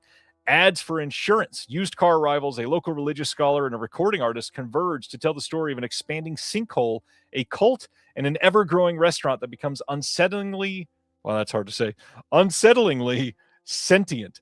This is in the vein of like WNUF Halloween special, those type of films that, make their own fake ads and stuff. It is this really fun anthology, really well made. It feels very like Adult Swim type of humor. I really love this. I think people are going to like this. It is so well made. You've got an early cut from 2023 on here, unused fake ads that they had made, Mosley Rosin promos videos. You've got Q&A at the Fantasia Film Festival, storyboard and animatics to scenes, commentaries with the director and the producer, video interview, essay by Tori Potenza. I'm assuming you have not seen this one. No, but I'm interested. It's all Canadian ads, so like poutine and junkyards. Have you watched like WNUF? Are you into that style? Yeah, I like WNUF. Yeah. All right. I haven't watched the second one yet. I need to do that. I gotta be honest, I have not either, and I've heard it's great. I really need to. Next up, we got a whole bunch, as usual, kind of do this every month, from Film Movement. So the next few are going to be from Film Movement. First, we got 2022's Chambermaid. This one was limited to 500 copies of the slip. It's on the brink of the First World War. 15-year-old Anka is sent from her Slovakian village to work as a maid in a wealthy Prague household. Once there, the insecure newcomer is charged with looking after Rezi, the family's difficult daughter, enduring episode after episode of cruelty and humiliation at her hand. Soon, Anka begins to see cracks in Rezi's tough surface, uncovering hidden family secrets. This one, not really any names I recognize. Region A Locked, making a featurette, booklet with an essay by Nadine Whitney. Do you know Chambermaid? Have you heard of this one? No, but I like it when women find solace in each other. What was the line earlier? Feminist will differ. No, this is cool. Yeah, looks pretty decent. I believe, the trailer was there. Give that trailer a watch. I think this is one of a couple that I still need to watch. Next up from them, one that I definitely want to check out in 2019's Corpus Christi. This one was limited to 500 slips, and it's anchored by a dynamically physical, wild-eyed performance from newcomer Bartosz Bilenia. This is an incisive, darkly humorous, and engrossing exploration of faith, second chances, and the possibility of atonement. We have an essay by Alexandra Heller Nicholas, making of short film Nice to See You by Jan Kumasa, and subtitles, of course. Any thoughts on this? Did you watch the trailer? Good thing about the subtitles. I'm genuinely grateful that so many of these modern companies are now putting subtitles and everything. Anytime I go to watch like an old Code Red disc, I'm like, God damn it. Somebody upgrade this already. So when I was at FrankenCon, I got to talking with a couple, and one of them was visually impaired. And she was telling me, I still like to watch movies with my husband, like movies that I've seen before. I can remember what they looked like and enjoy the sound. But I really wish, you do all this stuff for closed captioning. I really wish we had scene descriptions. Mm-hmm. And I thought, wow, now there's a job I would love. You know what I mean? Like, and you could, what a great, like, whole economy you can make out of that. The right wingers finally get drag queens out of libraries. We can let drag queens become the scene description people for movies. Like, oh, who's this bitch? You know, like, and I would love it. Oh my gosh, can you imagine? Like, if your job is to describe what you're watching, I'd be like that surfer dude that went viral 10 years ago, describing his role where he's like, and then I was like, "Chaw, whoa, what's going on?" I I want this to be my new job. I met with somebody about a film from the drag world this week, and my goodness, the amount of jokes that we all said in like a span of 40 minutes was so incredible. I really hope that we end up with that movie. I cannot wait. I love the way you just like skip past my advocacy for not only accessibility, but for inclusive accessibility.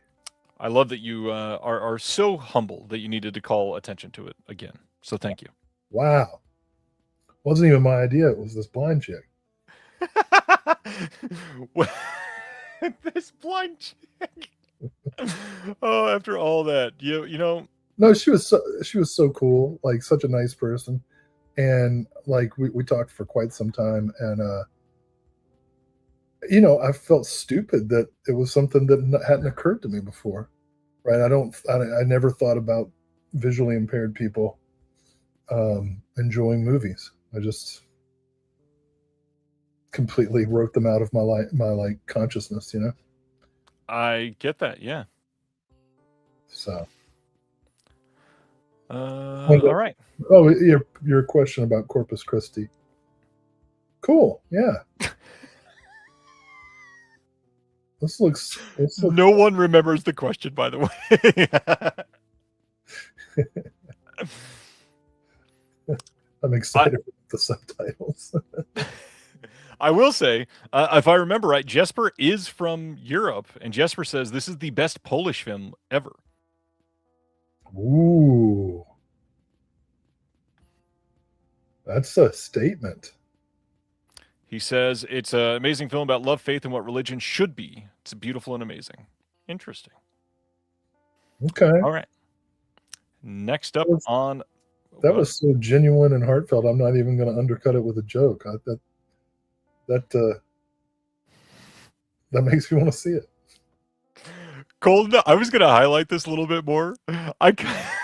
Last year...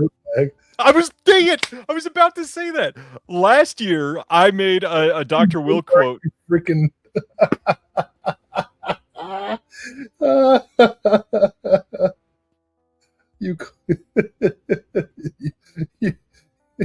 You're a product of the American education system right there, Brian. Oh, yeah. Oh, yeah. Wait. I never said he was from Poland. Oh, I thought you did. No, I said he was from Europe. He's from Denmark. I was spot on. I couldn't remember where. Okay, excuse me. Thank you. Well, I'm also a product of the American education system. A product of the accessibility system. You need to listen better. Anyways, last year I made a tote bag after one of Dr. Will's quotes on here was "I don't fuck with tote bags," and I literally printed that on tote bags and sent him one. And now I kind of feel like I want to put one that says "Cool, yeah, Dr. Will Dodson." That's like the best that's like the best feedback a student can get from me. Cool, yeah. B+. Oh man. All right, next up. My Sole Desire. This one is also from Film Movement. This is from 2022. This is limited to 500. Heard this is really great. I like the art on this one. Definitely well made. This says the Paris Strip Club and My Sole Desire. I'm not gonna butcher that. Is home to a mesmerizing troupe of seductive female performers. Like a moth to a flame, newcomer Manon is drawn to their sensual allure and adopts to the stage name Aurore. Among her fellow dancers is audience favorite Mia, a beautiful aspiring actress who moonlights at the club unbeknownst to her live-in boyfriend. From identifying which client she should avoid to booking private dances, Mia serves as a trusted guide on Manon's erotic journey. But even as Manon begins to experiment with riskier propositions that Mia will not pursue, it is not long before the two begin to develop romantic feelings for one another. Navigating the complexities of this new life, Manon must face questions about her sexuality as the line between professional and personal desire starts to blur. This one is Region A locked. We got a short film called The Belly Strike. We got deleted scenes and actress auditions. My sole desire. I Thoughts? like it. I like it when women find solace in one another. So is this about like strippers who keep their shoes on? No, that's when they found solace in each other. Go, come on. That was at least a cool, yeah, B+. I'll leave that to the group to judge. I mean, That was offensively bad. I disagree. Let's go to the next one. The Wailing. C-minus.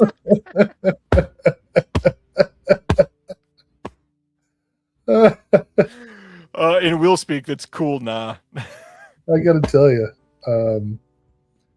you've got a small but really locked in constituency, and I really love them. I love the group. I really do. Oh, I love you guys. Oh, this is incredible. All right, next on from Film Movement is The Wailing from 2024. Not The Wailing from, what was that, 2017, I think it was, but The Wailing. This one limited to 1,000 units, and it says, Andrea, university student in present-day Madrid, lives a seemingly normal life until one day when her boyfriend is killed in a shocking act of violence. She soon begins to notice a mysterious entity that follows her no matter where she turns. 20 years prior, Marie, a woman in Buenos Aires, suffered the same fate. Camila, a documentarian, learns of the threat these women faced, but no one will believe her. Across time and space, these three unconnected women are bound together by an inescapable horror. And Dr. Will says, I love it when women find solace in each other. That's exactly where I was going. This one, directed by Pedro Martin Calero. This has a behind-the-scenes featurette booklet with an essay by Sheila Rowan Legg, and it's got a Region A locked Blu-ray, and that is it. I'm dying to see this. This sounds really freaking great, actually. Yeah, it looks pretty cool. It seems to be the underlying theme of the release week. Oh man, I wonder how many more female solace movies we have. Enough to make the internet start complaining. That was just anything with a female. Next up, one that I'm very curious to see what Will has to say. Wild Eye releasing Deadly Dealings from 2022 on Blu-ray, limited to 500 units. Slipcover by Suspiria Vilches again. Mary, plagued by haunting and disturbing visions of her brother who has tragically passed away, desperate to reconnect with him, she reluctantly turns to a spirit board for answers to his death. However, her attempts to communicate with him unleash a malevolent entity that begins to torment her, invading both her dreams and waking life. This is directed by Adam Freeman and Roman Josert, starring Ronnie Jonah, Connor McCarthy, Dixie Gers, Adam Freeman, Stephen McGill. Audio commentary with the producer-director, Adam Freeman. Adam Freeman gets an interview on here with one of the actresses as well. A bunch of interviews, actually. Behind the scenes, image gallery, original trailer, a folded poster, and that's it. Any thoughts on Deadly Dealings? I don't know. Probably my favorite thing about this film will be that it's 71 minutes long.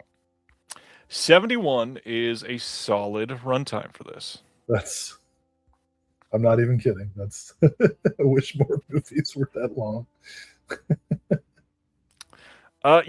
Brendan, I've been wanting to say this exact same sentence for a while. What is it with Wild Eye films selling so well? Aren't these the same movies that have been available on DVD at places like MVD for $1 a piece for years and years? Absolutely they are. Yeah, when they weren't on sale, they were like $4.99 on DVD. This is wild to me that they are selling all of their slipcovers, sometimes like day 1 or 2. Kind of crazy. It's all about the slip.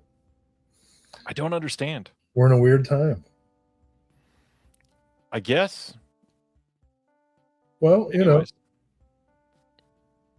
Book collectors search for rare editions.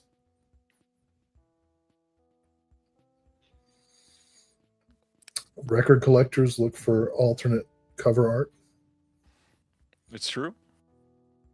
Fans of low-budget Ouija board movies look for the best possible technical presentations.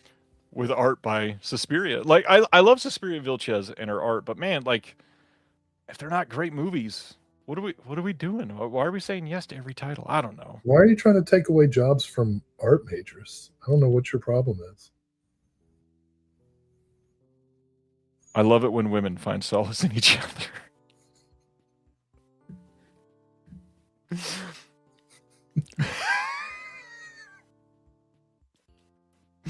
I'm sorry.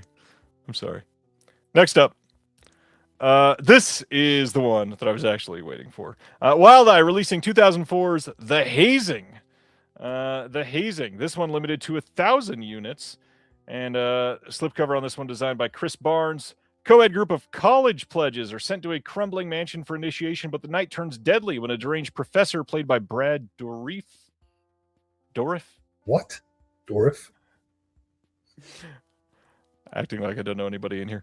Begins killing them one by one from beyond the grave. Trapped inside, they must uncover his motive and the possible traitor in their ranks. Of course, starring Tiffany Shepis and Perry Shen. There's some others. Directed by Rolf Konevsky, who also did There's Nothing Out There. Tiffany also on the commentary with Rolf Konevsky on this as well. On archival commentary from the cast, archival commentary from Konevsky. New interviews with Konevsky and Tiffany Shepis and Perry Shen. A bunch of interviews on this, behind the scenes with Tiffany. We've got Tiffany getting into makeup on this, alternate rough cut, deleted extended scenes, bloopers, E-Entertainment news clip, short films, Emmas for Matchmaker, Forgotten Horrors, The Hazing Review, 20-page booklet, folded poster, all kinds of shit in this one. Will, tell us about The Hazing. Well, I'm excited to finally be able to get rid of my, what was this from? My, not even Blockbuster previously viewed DVD. This is like an action video or something. So I've had this DVD for many, many years. It'll be nice to get rid of that. When I interviewed Tiffany a couple months ago, she mentioned that she was working on this, and I was like, "Oh, think we could do something for it?" And she's like, "Yeah, just stay in touch." So you see how that went. But I'm really excited about it. I'm sure her commentary is going to be absolutely hilarious. This is one of, I think, her best movies. I like Rolf Konevsky. Yeah, he's good.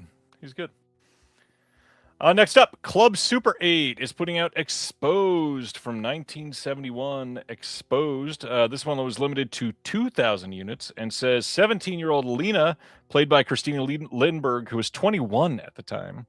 Love that they have to specify that. Is alone in town while her parents are on vacation.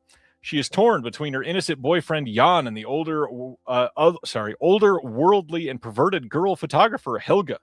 Heinz Hopf plays Helga, whom Christina Lindbergh played against in Thriller, a cool picture.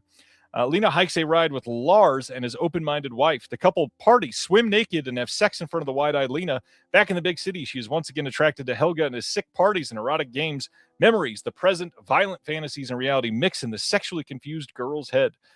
This launched at the Cannes Film Festival, where Christina's presence became the sensation of the year in newspapers around the world. This one, 2-disc region-free release. We've got Exposed Diary of a Rape US edit and dub. French edit and dub. You've got the German edit and dub. German dub of the original version. Interviews with Christina Lindbergh and Gustav Wiklund. Interviews with Bjorn Adderley and Lasse Lundberg. Those are brand new.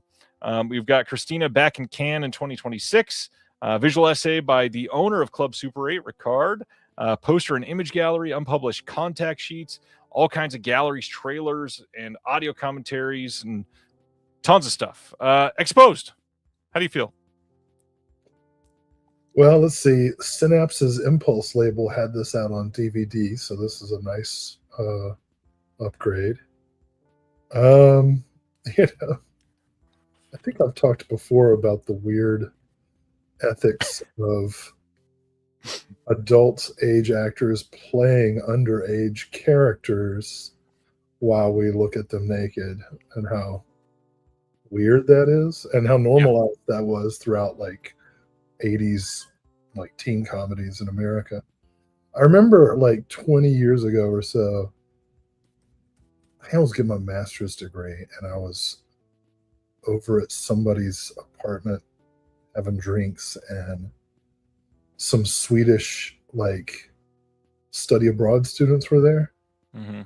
and we started talking about Swedish film, and they were like, "Well, who do you like in Swedish cinema?" And I was like, "Oh, you know, Christina Lindbergh."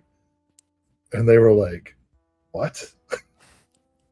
She's a they said, and like they were like, "She's a porno actress," and I was like, I think there's some nuance there that you're missing. She's not a pornographic actress. She's in several films that are erotic by nature, but they're. So I tried to like mansplain that I was not a perverted creeper Right. to these Swedes. It didn't work. It didn't work. I was waiting for like, did it work? I don't know. I didn't know, you know, like what was I gonna say? Oh yeah, Bergman. No, Yeah. Change it up a little bit. All right, that is exposed. Next up, from Umbrella, Goodbye Paradise from 1982. This one, limited to 1,000 slips. A cult favorite of Australian neo-noir, Goodbye Paradise is a sharp, sunburnt thriller that blends political satire, mystery, and offbeat humor. This one directed by Carl Scholes, starring Ray Barrett and Robin Nevin. Audio commentary with producer Jane Scott, cinematographer John Seal, and the screenwriter Denny Lawrence, moderated by Stephen Vagg. Interview with the actor Grant Dodwell, interview with Carl Schultz as well, and a TV spot. I've never seen Goodbye Paradise. You seen this one? Oi, there's been a murder. That wasn't bad.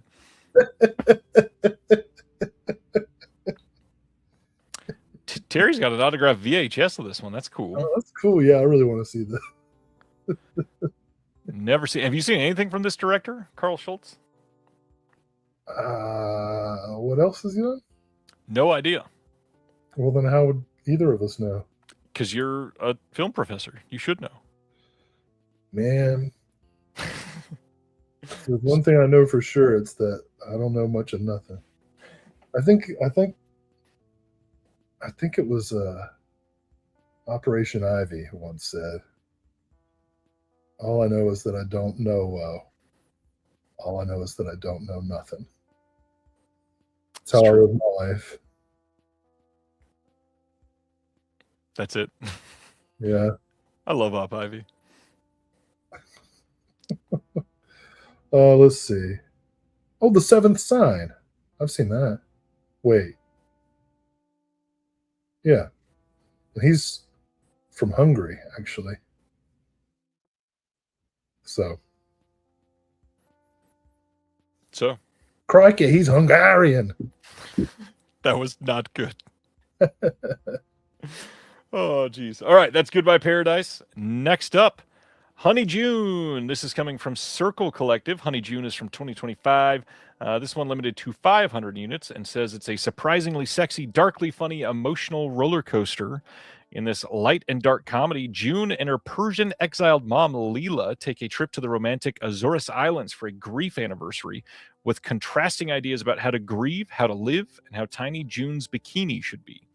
Between happy honeymooners, doom-scrolling woman life freedom, and their charming, hot yet deep surfer tour guide, Zhao, these two women, and we, the audience, surf the waves of life loss, flirting, an unforgettable ride. This is for anyone who lives with loss, for anyone who wants to feel free in their body, for anyone who has tried and failed to flirt. Director commentary with Lillian T. Merrill on here, behind the scenes, concierge casting, Super 8 film memories, whale watching. We had lots of whale talk in the chat tonight by Daisuke Mokra. Collectible postcards also come with this film. Honey June, did you watch the trailer on this one? Any thoughts? Yeah, it looks good, but I still want to talk about Carl Schultz. Okay. Who, in addition to directing The Seventh Sign with Demi Moore, I think we've probably all seen something he did. He did a lot of episodes of The Adventures of Young Indiana Jones. Okay. Anyway, generally, I don't like things to be surprisingly sexy. You know? Yeah. Like, You want to be prepped for it? well, will somebody wash my hands? Jesus. Hey, I'm trying to protect you. Um,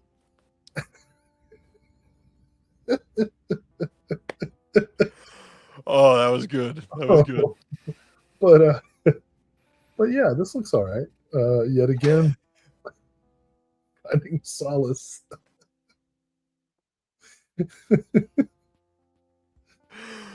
Oh man. About this, and I tend to like what Circle Collective puts out. So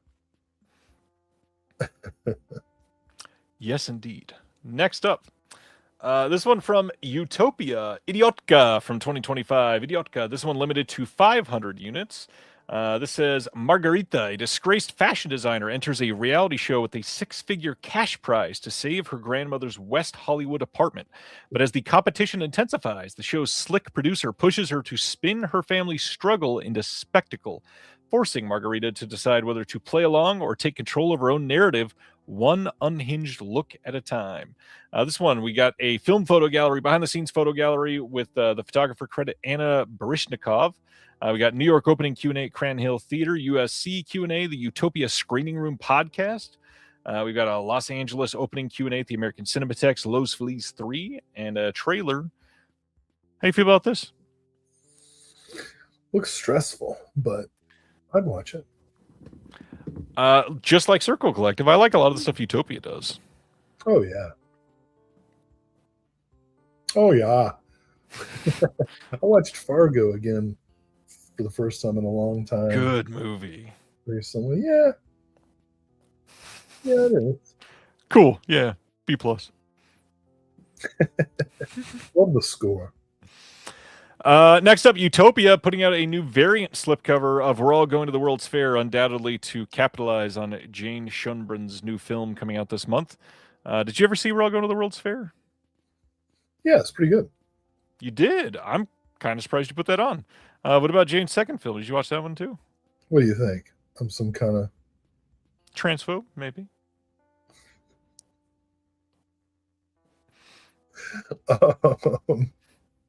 What's your question? Did you get to see Jane's second film? No, not yet, but I did get a copy of it. That's what's it called? The Painted yourself into a corner, didn't you? No, I did not. I saw the TV Glow. Right. Yeah, I haven't watched that yet. The one that's about to come out, I keep getting the name wrong. It's Teenage Death. Sorry, see, I did it again. Teenage Sex and Death at Camp Miasma, and I genuinely think that might be like the movie of the fall that Obsession was earlier this year. So very eager for that. All right. Best way to overcome prejudice is to make a shit ton of money. That is very, very true. Colton, we all know Will is not a transphobe. Colton says, I know he loves some Vegeta Wilson. Well, yes.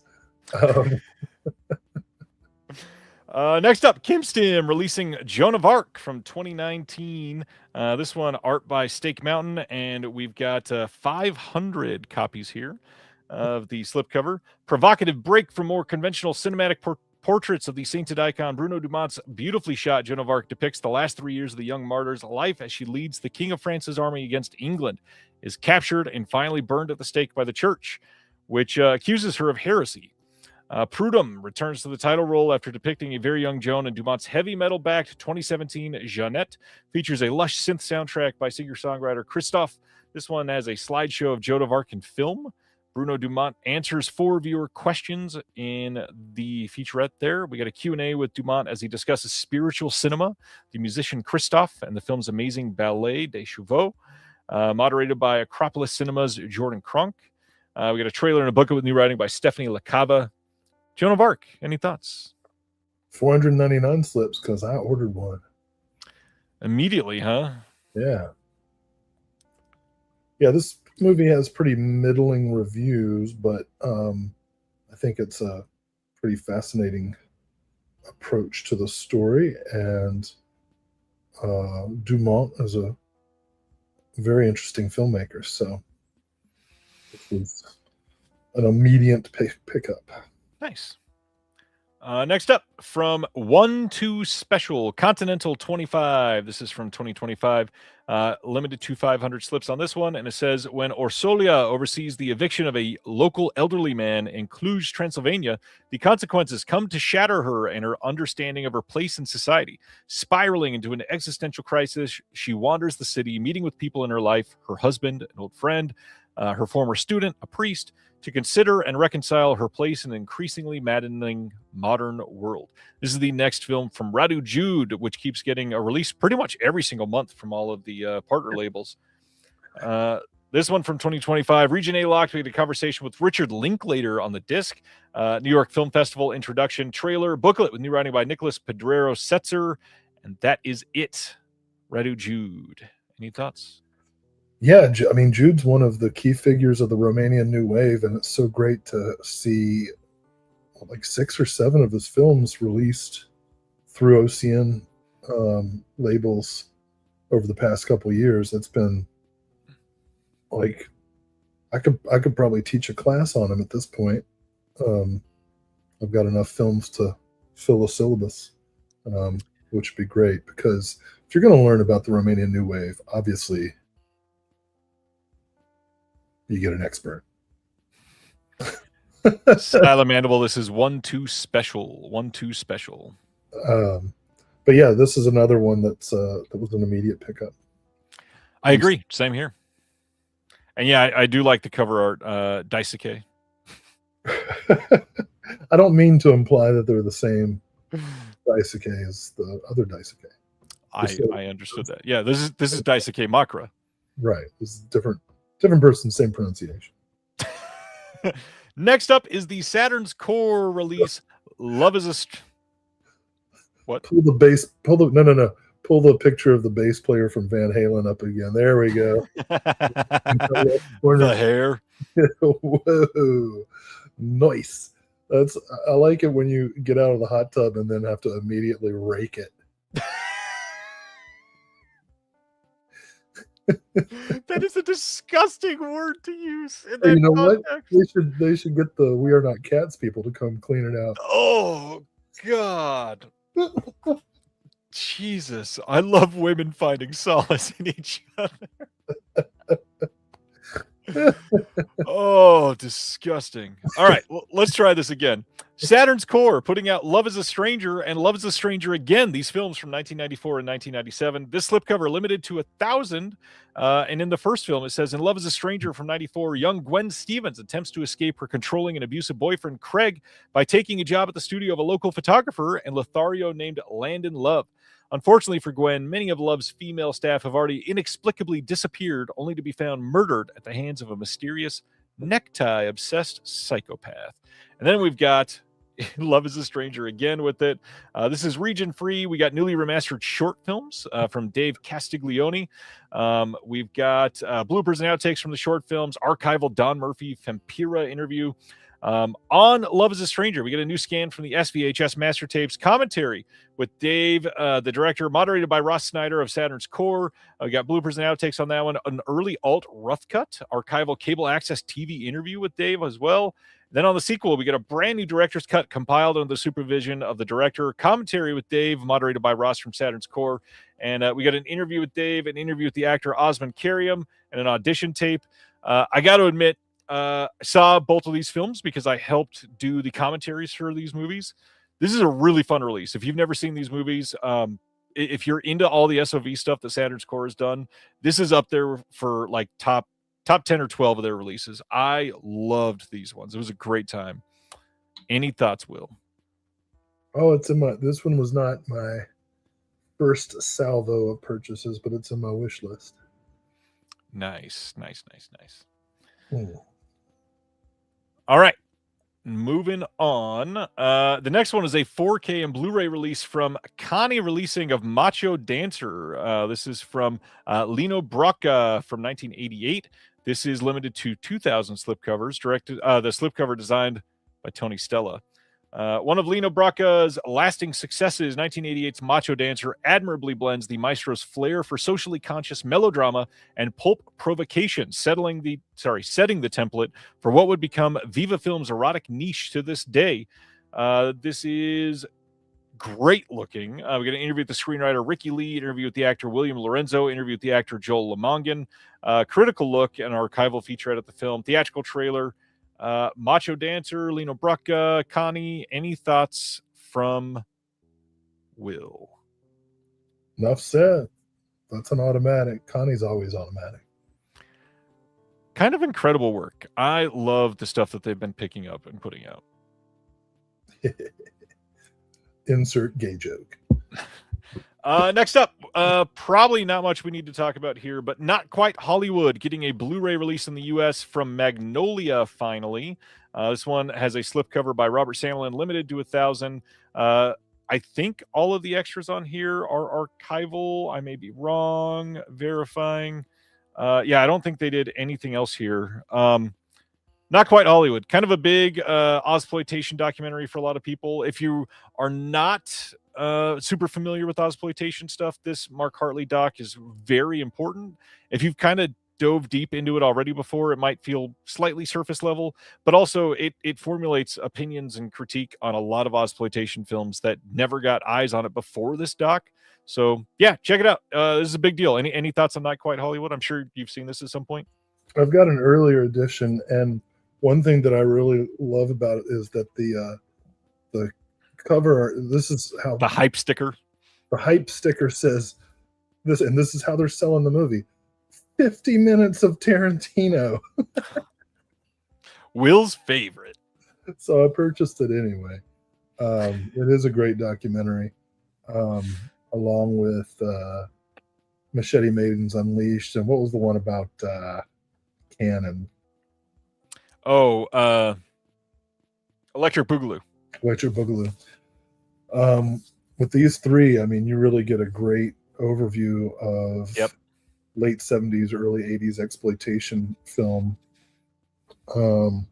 So, I don't need this for the new slipcover, but if you've never seen it and don't have it, it is worth a pickup.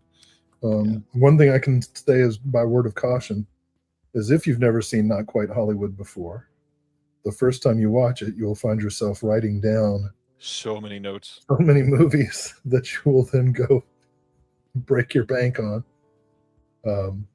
So I love film docs like that. I've opened my eyes to so many things. But yeah, just like you, I've got that Umbrella release. Next, this one from Dark Star Pictures. We got Shirkoa in Lies We Trust from 2024. This one, slipcover designed by Lucas Peveril, one of my favorite artists. Love his work. This is no exception. This looks incredible. Limited to 500 slips. In the sophisticated, near-perfect society, Shirkoa citizens live with their paper bags on their heads to dissolve differences. Tensions rise when the whispers of a mythical land without the bags start to float, and a fresh council member sparks an accidental revolution.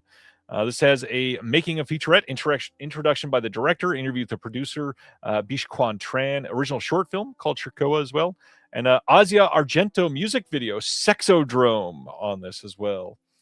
Any thoughts on Shirkoa? Really want to see it. Got another cat situation going on here. All right. Is this one gonna maul you as well? Quite possibly. Well, Clouseau has a drooling situation, and if you're not careful, he will unload a full half liter into your mouth. Oh, yeah. Anyway, yikes! I love the concept here. Of course, it makes me think back to earlier the keychain or whatever it is of the magnet. Yeah, for sure, a bag ain't gonna cover up that difference, but oh boy. Next up, this one is from Willa, and it is The Shepherd and the Bear from 2024. This slip designed by Beth Morris. Love Beth Morris. Limited to 500 units. Set high in the majestic French Pyrenees, The Shepherd and the Bear explores a conflict provoked by the reintroduction of brown bears in the midst of a traditional shepherding community. The film follows an aging shepherd who struggles to find a successor as bears prey on his flock, and a teenage boy who becomes obsessed with tracking the bears.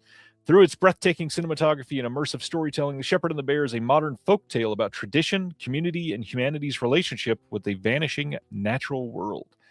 We get a Q&A with Sue Kim and Max Keegan, a Q&A with Steve Dollar and Max Keegan, and that is it on this disc. You checking out The Shepherd and the Bear from Willa? This looks pretty awesome. I think I want to do a double feature with this and Mondo Macabro's release of Succubus, which, if you know what I'm referring to, makes sense. Also, I will take the opportunity, even though we talked about them earlier, to shout out for Mondo Macabro. New pre-orders go live tomorrow morning for Mondo Macabro. Don't forget, we got 3 brand new obscure films. We talked about them last week, but pre-order starting tomorrow morning, I think 9 a.m. Pacific, and then they were shipping by the end of August. We'll be going in depth on an upcoming podcast. I am very humbled and pleased that people remember the names of my cats. This is Clouzot, Clouzot, named after the director, not the inspector. Okay, buddy, get settled. Come on, dude. He's trying to get to my mouth. Yep. I need somewhere to drip. All right. No!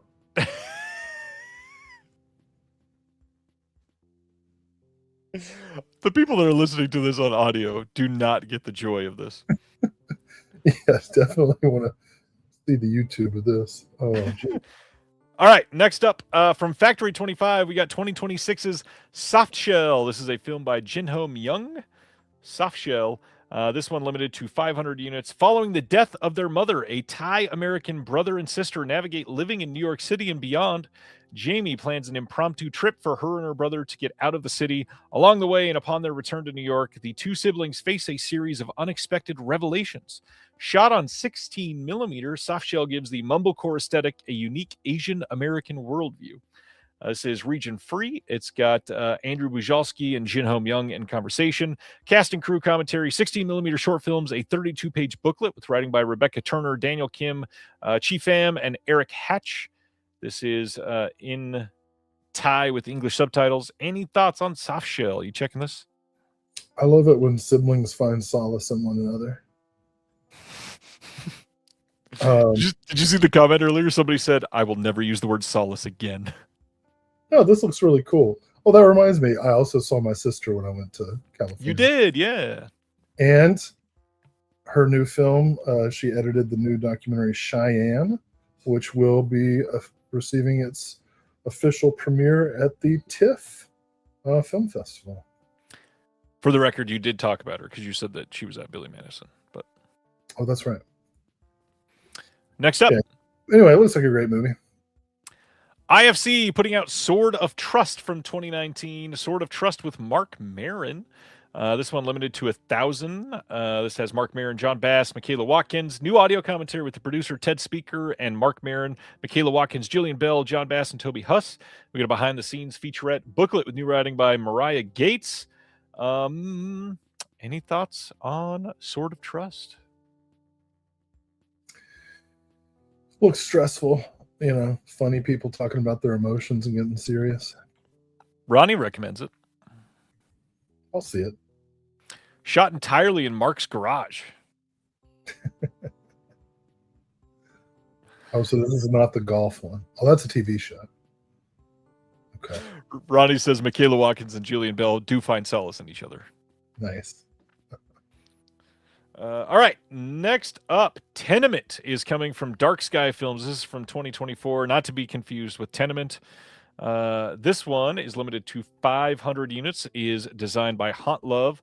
Following the death of her mother, a Japanese Cambodian manga artist decides to travel to Cambodia along with her boyfriend in a quest to find out more about the country her mother fled. She reunites with lost family and moves into the apartment where her mother used to live.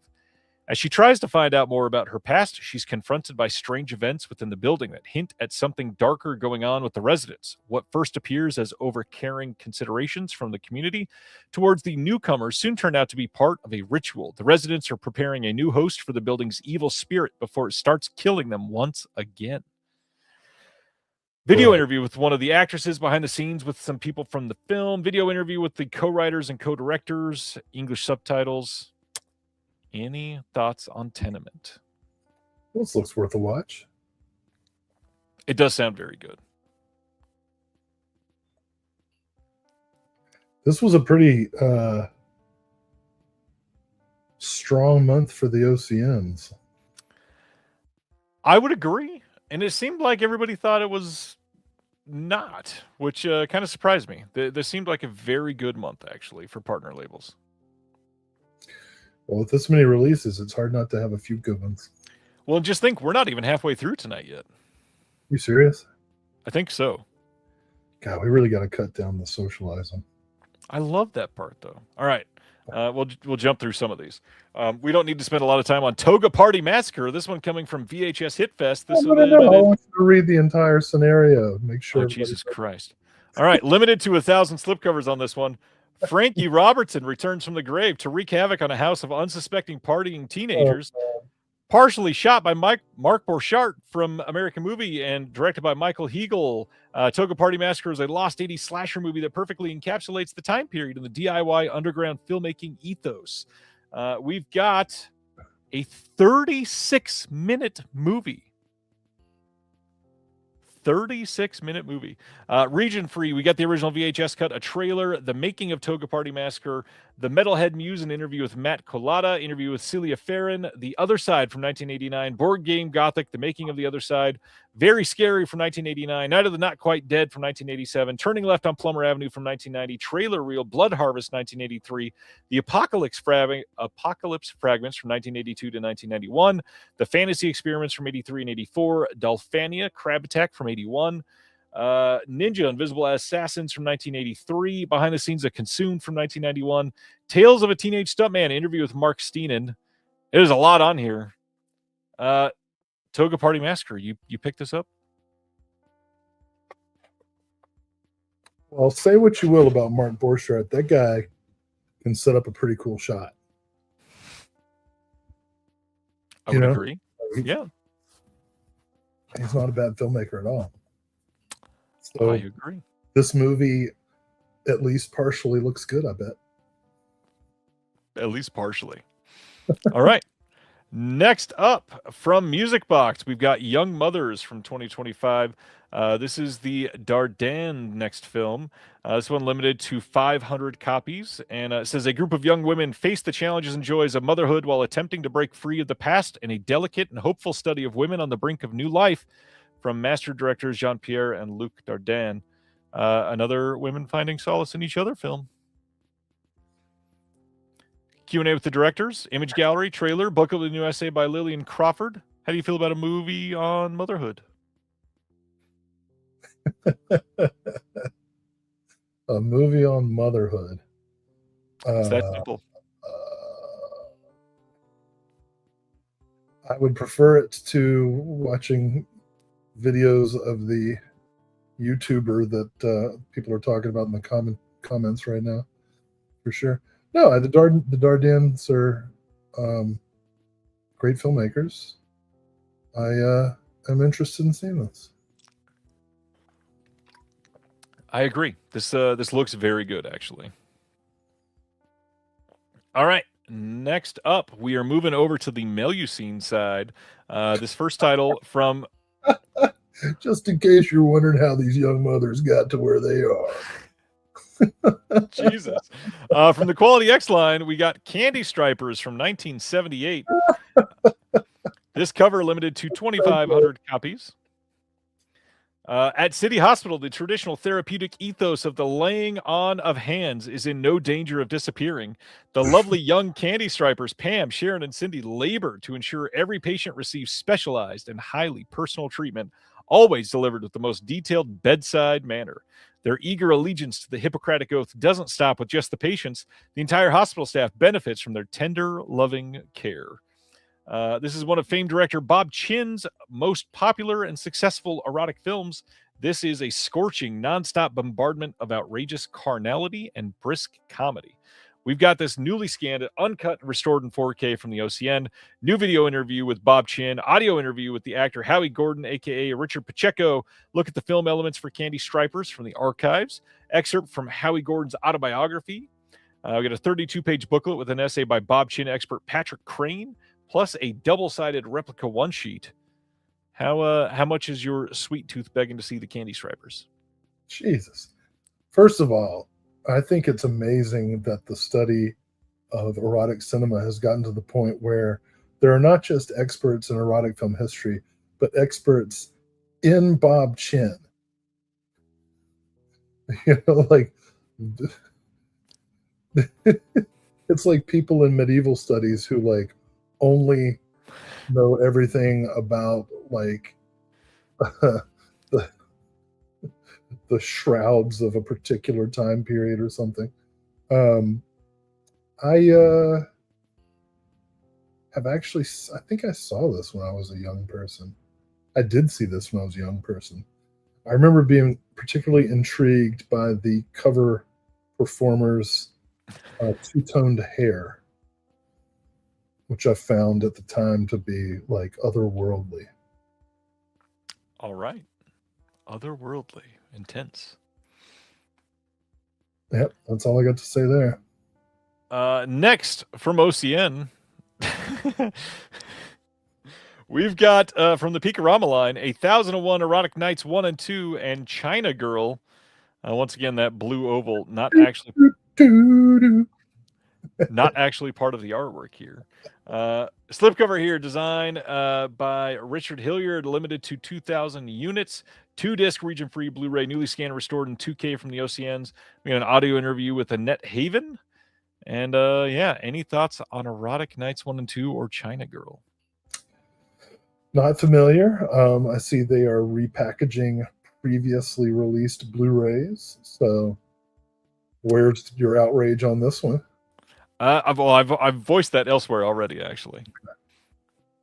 But I mean, it is kind of like the business model for erotic films to, much like exploitation films, to continuously repackage and re-release, right? So yeah, it's on brand.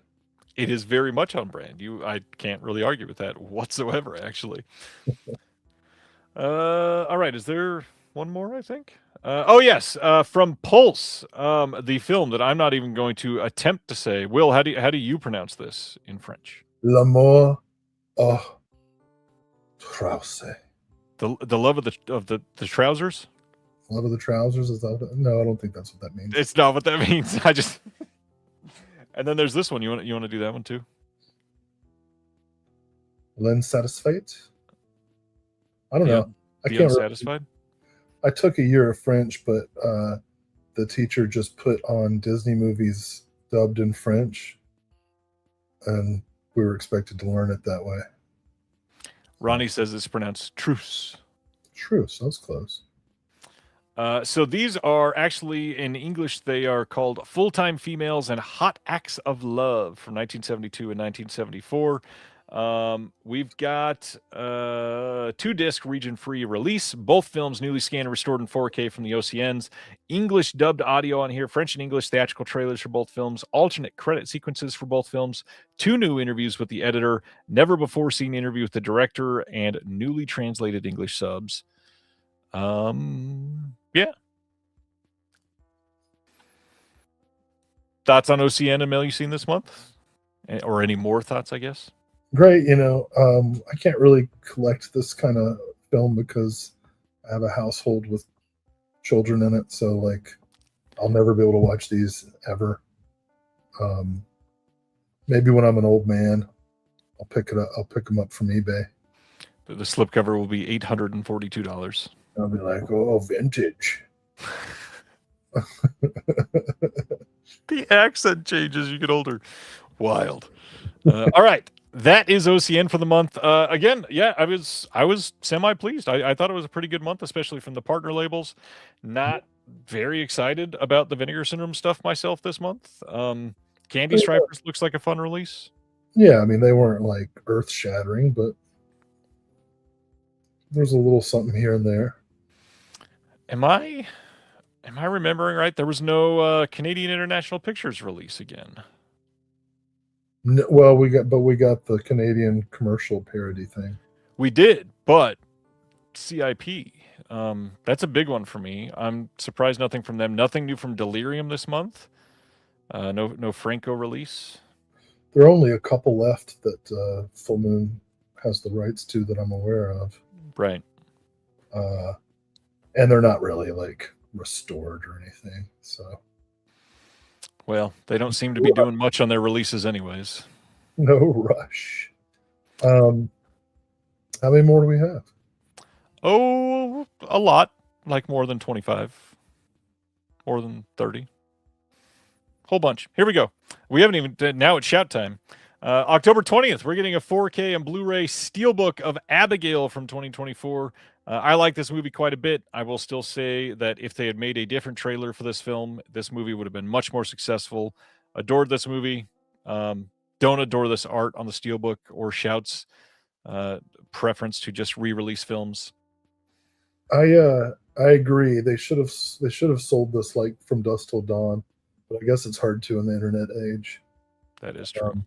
Like, I think one of my favorite film going experiences in the 90s was going into From Dusk Till Dawn, having no idea what was going to happen, and then being like, what? I wish.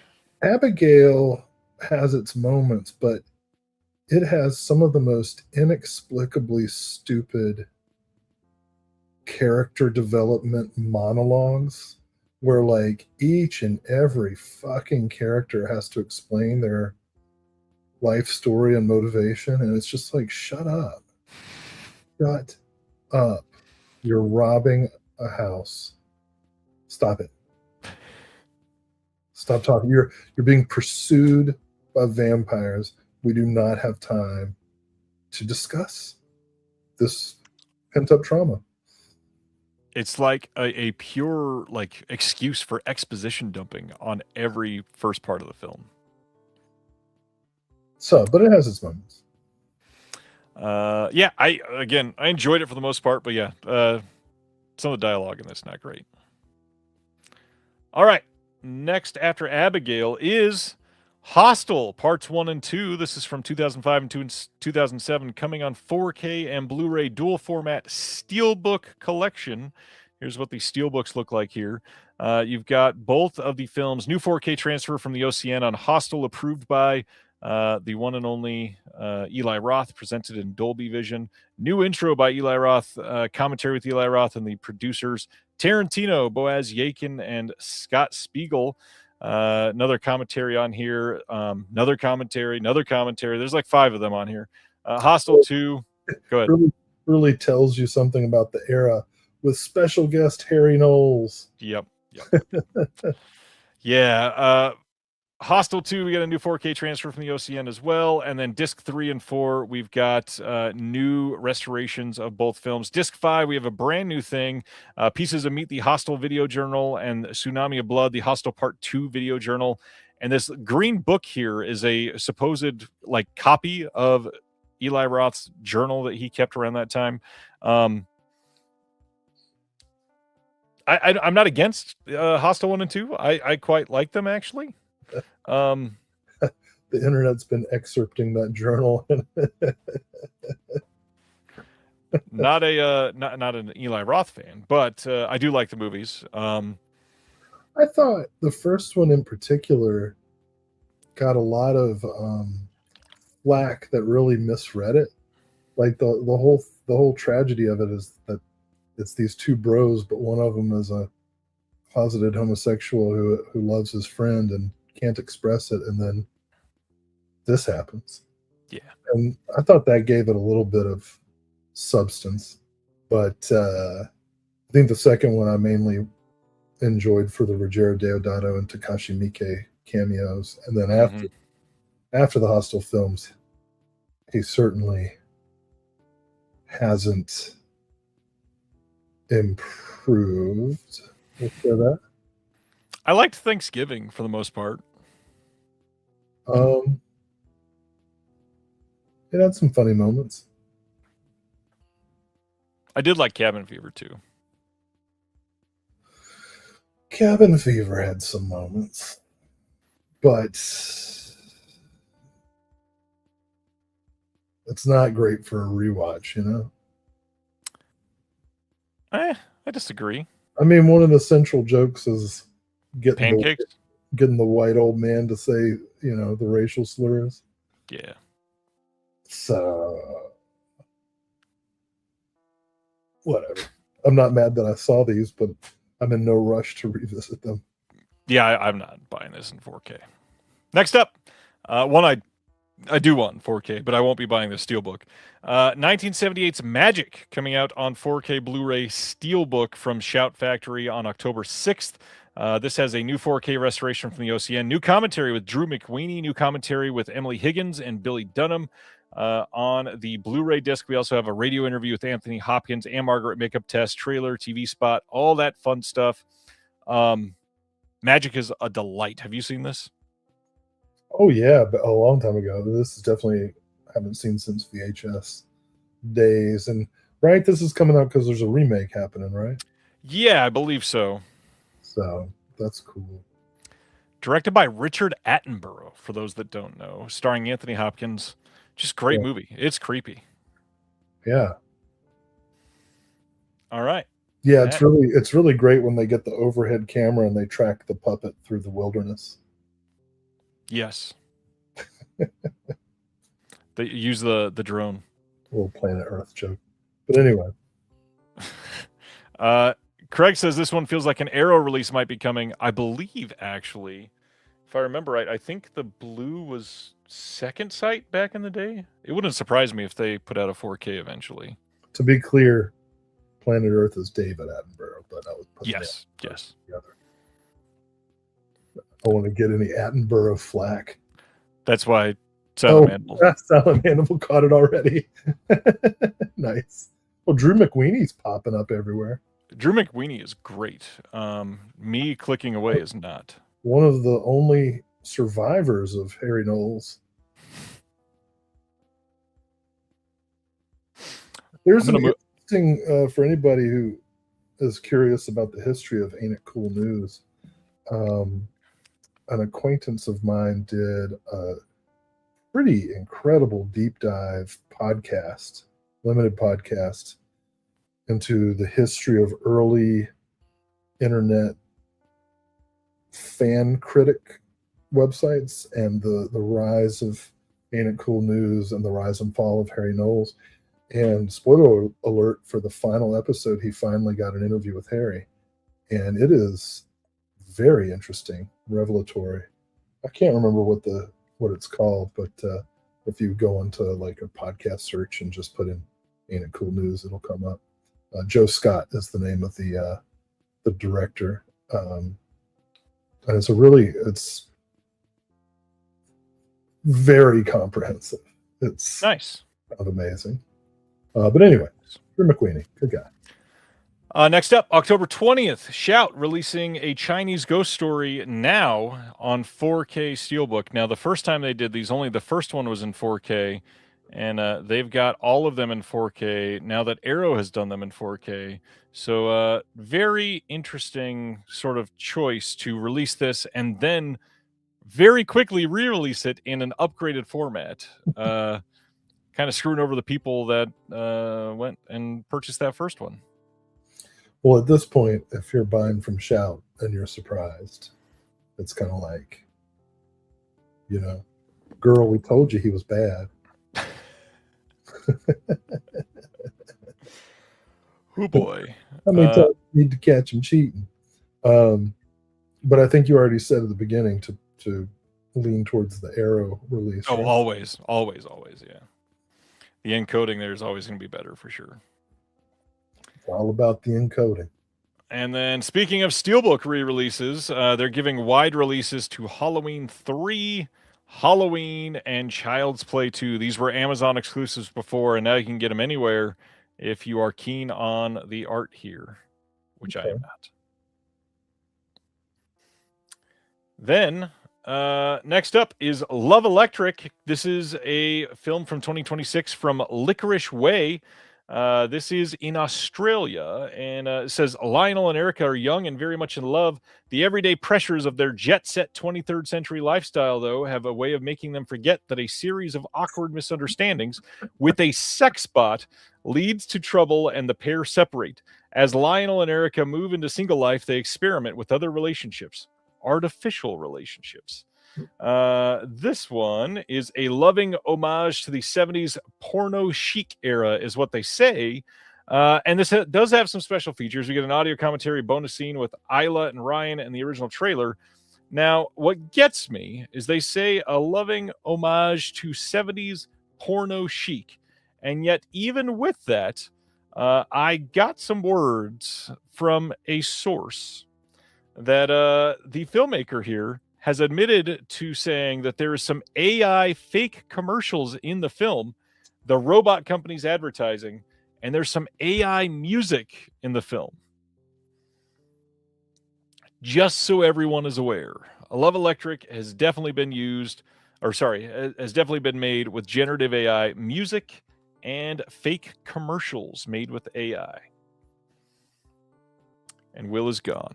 So I can't even get his question on new porno chic from the 70s. AI. Come on. We'll ask him in a minute. All right. Moving on from this one. Coming soon on 4K from Kino Lorber. Desperately Seeking Susan from 1985 with Madonna, Aidan Quinn, and Rosanna Arquette. This one says, every man is desperate to have her. One woman is desperate to be her, but someone is desperate to kill her if they can figure out who she is. No date yet for this. No extras, of course, or anything like that. Any thoughts on Desperately Seeking Susan or AI use in 70s porno chic? AI use in 70s porno chic.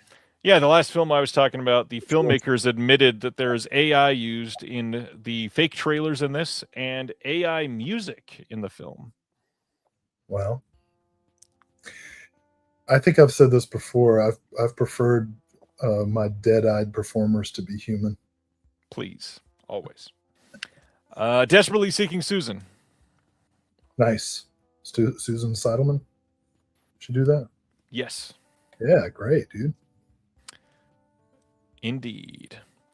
Hey, we got some new options up on our Kickstarter, which is still running strong between Antenna and Deaf Crocodile for our new store Adventures in Analog.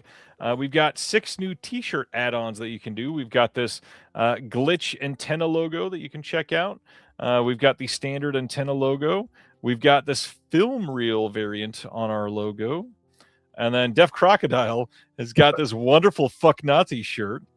And then we've got Deefa Crocodile with the logo from Fuck Nazis. And then, of course, We Save Films with Romero looking at the film strip.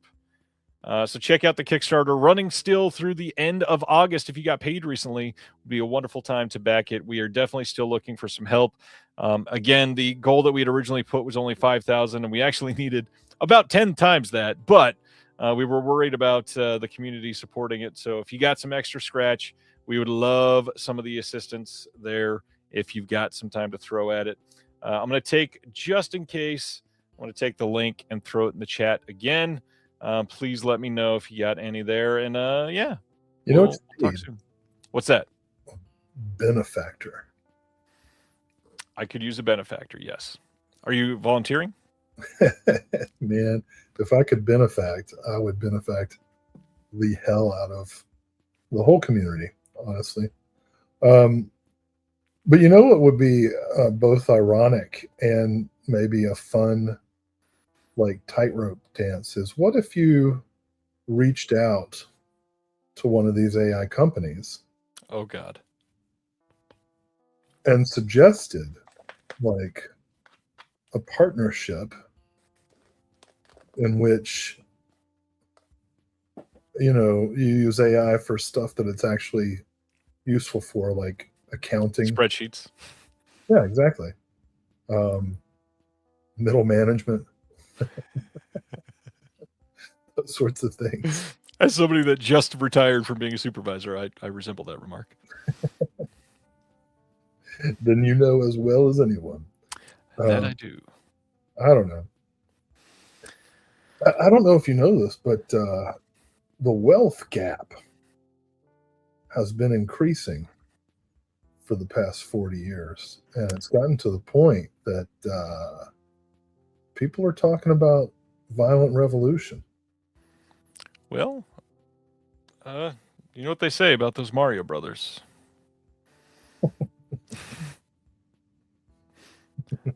That's enough about the Kickstarter. Check it out if you get so inclined. We appreciate it. Thanks to everybody that's donated so far. It's been incredible. Moving to the next one. Lionsgate Limited had some announcements this week. First, October 13th is the date for all of these. The first one is a 4K steelbook in the U.S. of the Repo, the Genetic Opera from Darren Lynn Bousman from 2008. Cult classic now on 4K for the first time in a stunning remaster approved by the director. In the not-so-distant future, a worldwide epidemic of organ failures devastates the planet. Out of the tragedy, a savior emerges. GeneCo, a biotech company that offers organ transplants for a price. Those who miss their payments are scheduled for repossession and hunted by the Repo Men. You've got the 4K with Dolby Vision, Steelbook art by Chuck Stiles. We've got Lionsgate Limited Edition 4K with new special features. You've got a 2026 audio commentary with the director and co-creators Darren Smith and Terrence Zunico. Establishing shot with Darren Lynn Bousman. And then on the 4K, you've got The Anatomy of a Cult and Addicted to the Shadowcast. And then some legacy extras. You got 2 different cast and crew commentaries, deleted scenes with optional commentary from Paris Hilton and Darren Lynn Bousman, selected scene commentary from stage to screen, video sing-alongs, webisode featurettes, theatrical trailer, poster gallery, all kinds of stuff. Have you seen Repo? No.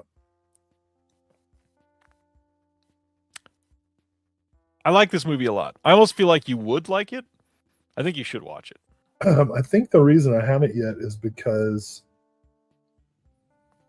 whenever I'm like starting a new class, and look, I'm not saying this to be some kind of snot or whatever, but like students, not so much anymore, but students, especially 10, 12 years ago, would always be like, oh, you got to show Repo, the Genetic Opera. And I'm like, no, I'm not.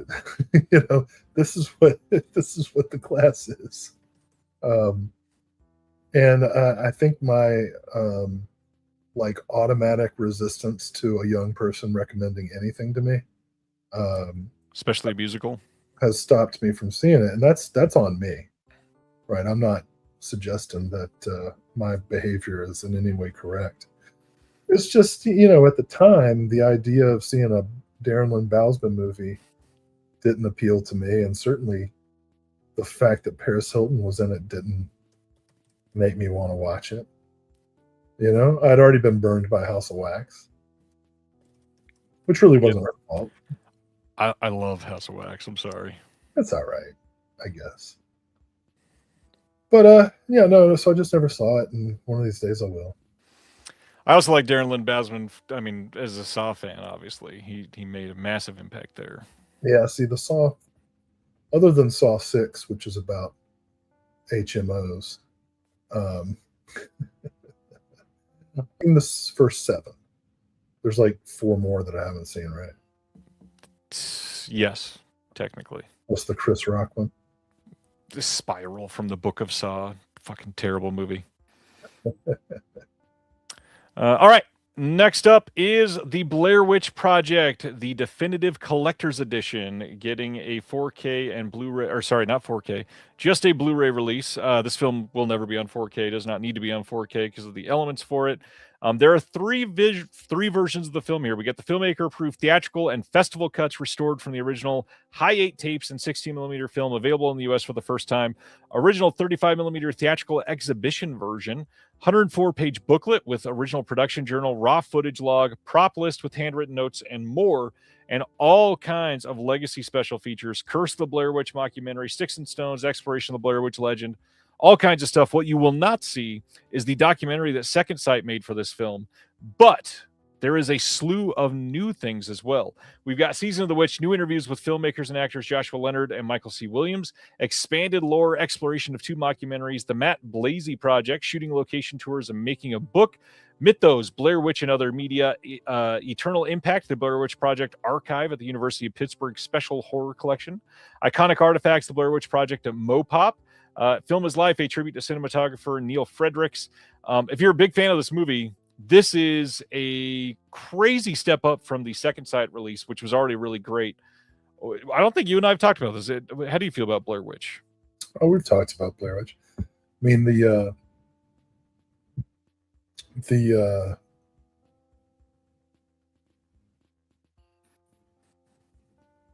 phenomenon of the internet marketing. Yeah. I've only seen it once. I saw it in a sold-out theater. And I feel like that's enough. It's not like I need to go back and look at. Nice. 10 or 12 is a far cry from 1,000. Well, that's what I have left. Yeah, like, well, working in the video store, one thing I learned how to do was, I guess the statute of limitations is over, but you can pick out catalog rentals that nobody ever rents and take them out of the inventory and put them out for sale. And then they can just kind of disappear. And that's how I got all my VHSs. Adam is saying we were experiencing signal drop out there for a moment. And Sibner texted me to say that our feed went dead for a moment, but we're back. That was weird. We're back. I guess God was trying to protect me from Video Update tracking me down for their missing inventory. What is going on? It's gone down 3 times. What the heck? What? Huh. Well, we're going to push through, I guess, and see if it improves. You two must be having some problems right now. The curse of Bucking the Preacher. At least we got through 3 hours and 10 minutes before that happened. Oh God. Yeah, maybe it's the internet telling us. It's like the Oscars wrap it up music. You've been on here too long. All right, next from Universal, the Wolfman Complete Legacy Collection on 4K on September 29th. This covers all of the Wolfman films from 35 to 48, all on 4K. And if that's not enough, they're also doing Frankenstein from 31 to 48, also coming out on the same day. Glad they're coming out on 4K, but the way they're doing these, there's going to be all kinds of crossover and duplicate discs if you keep buying them one at a time. There are. I've got all the Blu-ray editions, and now I have to consider whether these are necessary. Because there's no new extras, so it's like... Nothing at all. Yeah, are the 4K editions that much better? I don't know. I mean, the ones that I've seen, they kind of are really great, especially if you're on an OLED. But I'll also, like, at this point, I'll just wait until they do a full box set of all of them and only buy the discs once. Yeah. I only need 1 copy of the Abbott and Costello movies, not 17 like previously had. All right. Moving right along, speaking of things getting re-releases, October 13th, Ultraman Legacy Collection. This covers 3 different Ultraman series. We've got Ultraman from 1966, Ultra 7 from 67, and Return of Ultraman from 71. This has exclusive gold Ultraman vinyl figure from Handmade by Robots, 28-page episode guide with a new introduction by Keith Aiken of Sci-Fi Japan. Ultraman, any thoughts? Never seen it, so I don't know anything about Ultraman. It's all right. It's not my style. I've only seen a few episodes and knew it wasn't enough for me. For what it's worth, by the way, I have a laptop running YouTube simultaneous to our recording, and mine hasn't gone out. Yeah, I haven't had anything issue here, but everybody's pointing out that they've lost us for a couple seconds, but we seem to be okay now, so hopefully we're back and good. Well, All right, leaving Ultraman in the dust and go to Doctor Who. November 3rd, we're getting a Blu-ray from BBC of the complete Peter Capaldi years. No details on this yet, but I know this got semi-released already. It may just be a re-release of that one, but BBC always out to get the fans of Doctor Who's money, so not a surprise. Next up, from Anamigo coming soon. They've got Dog of Flanders, the movie from 1997, remake of the classic 1975 anime series about the bond between a boy and his faithful dog living in a 19th century Flanders village near Antwerp in the Netherlands. This will be a late 2027 debut and will release a fresh, they're saying 4K Blu-ray restoration, but I think it's only going to be a Blu-ray of the original uncut Pioneer version that also contains a dub, notably featuring Robert Loggia. Seen that one ever? What?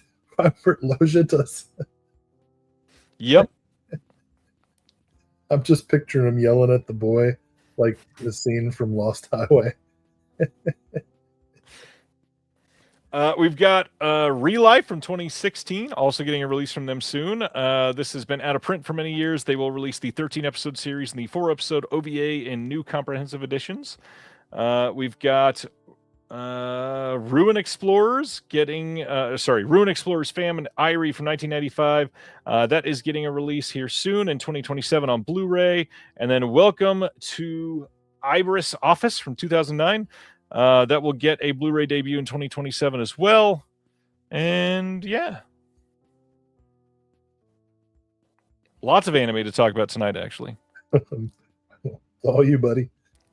All me, huh? Well, let's talk about one Mr. Chuck Norris. Missing in Action coming to 4K from MVD Rewind on November 24th. This is from 1984. And no new extras on this at all. Just a 4K release from MVD. Any thoughts? Sounds like we're missing on YouTube because Ronnie says we're buffering again. Well, that's why we need films like this, just to find the missing.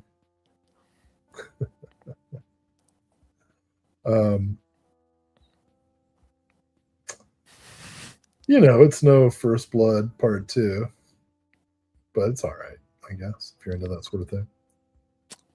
Yeah, I'm not. So I'm gonna carry on. Hey, wanted to say welcome to the Someone's Favorite Productions podcast network, to the podcast Motoramathon. On Motoramathon, they cover minute by minute in every episode the film Motorama from 1991. This is an incredible show. The host on here is Steve Autor and Frankie Campazano, and I love the show. These guys are incredible. If you've never listened to it, please do. Most people have never seen Motorama, and the breakdown is always amazing. I know a lot of people don't love the minute-by-minute sort of episode format, but the show is a lot of fun, and it's about Motorama, but it's a deep dive. It's mostly just a comedy show. It's incredible, and Frankie is incredible outside of this. We're close friends, and Steve has been amazing every time I've talked to him. I hope people check the show out. So proud to have them on the network. They're incredible at what they do. All right, next up, let's talk about some BFI releases. October 26th, they're putting out a 4K of Sallow. We talked about Wicked Vision releasing this in German recently, and this is going to be getting released from BFI over in the UK. Undoubtedly, Criterion will release this on 4K at some point. Would not surprise me at all if they announce this on the 15th of this month. This ports over a bunch of extras from the previous releases of Sallow. Are you dying to get this in 4K UHD? I wouldn't say that. Yeah, definitely. Cool. Yeah, B+. I want to point out that somebody on Facebook announced that this is coming out in 2160 PP and 2160 poo poo.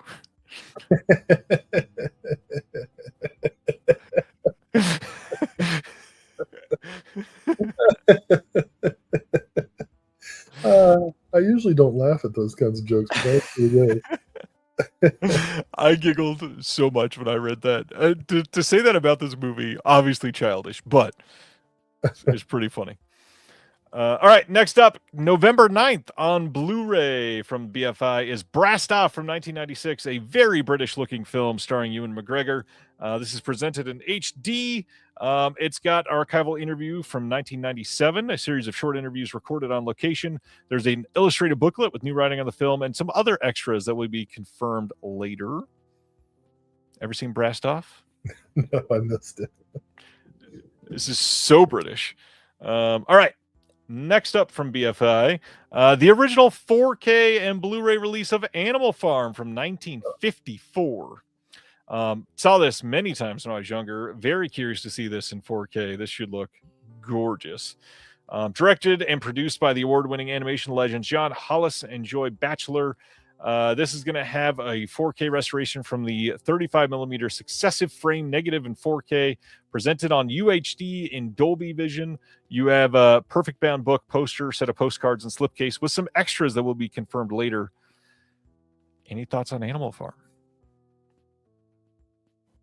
I don't think I ever saw this, so I'd like to.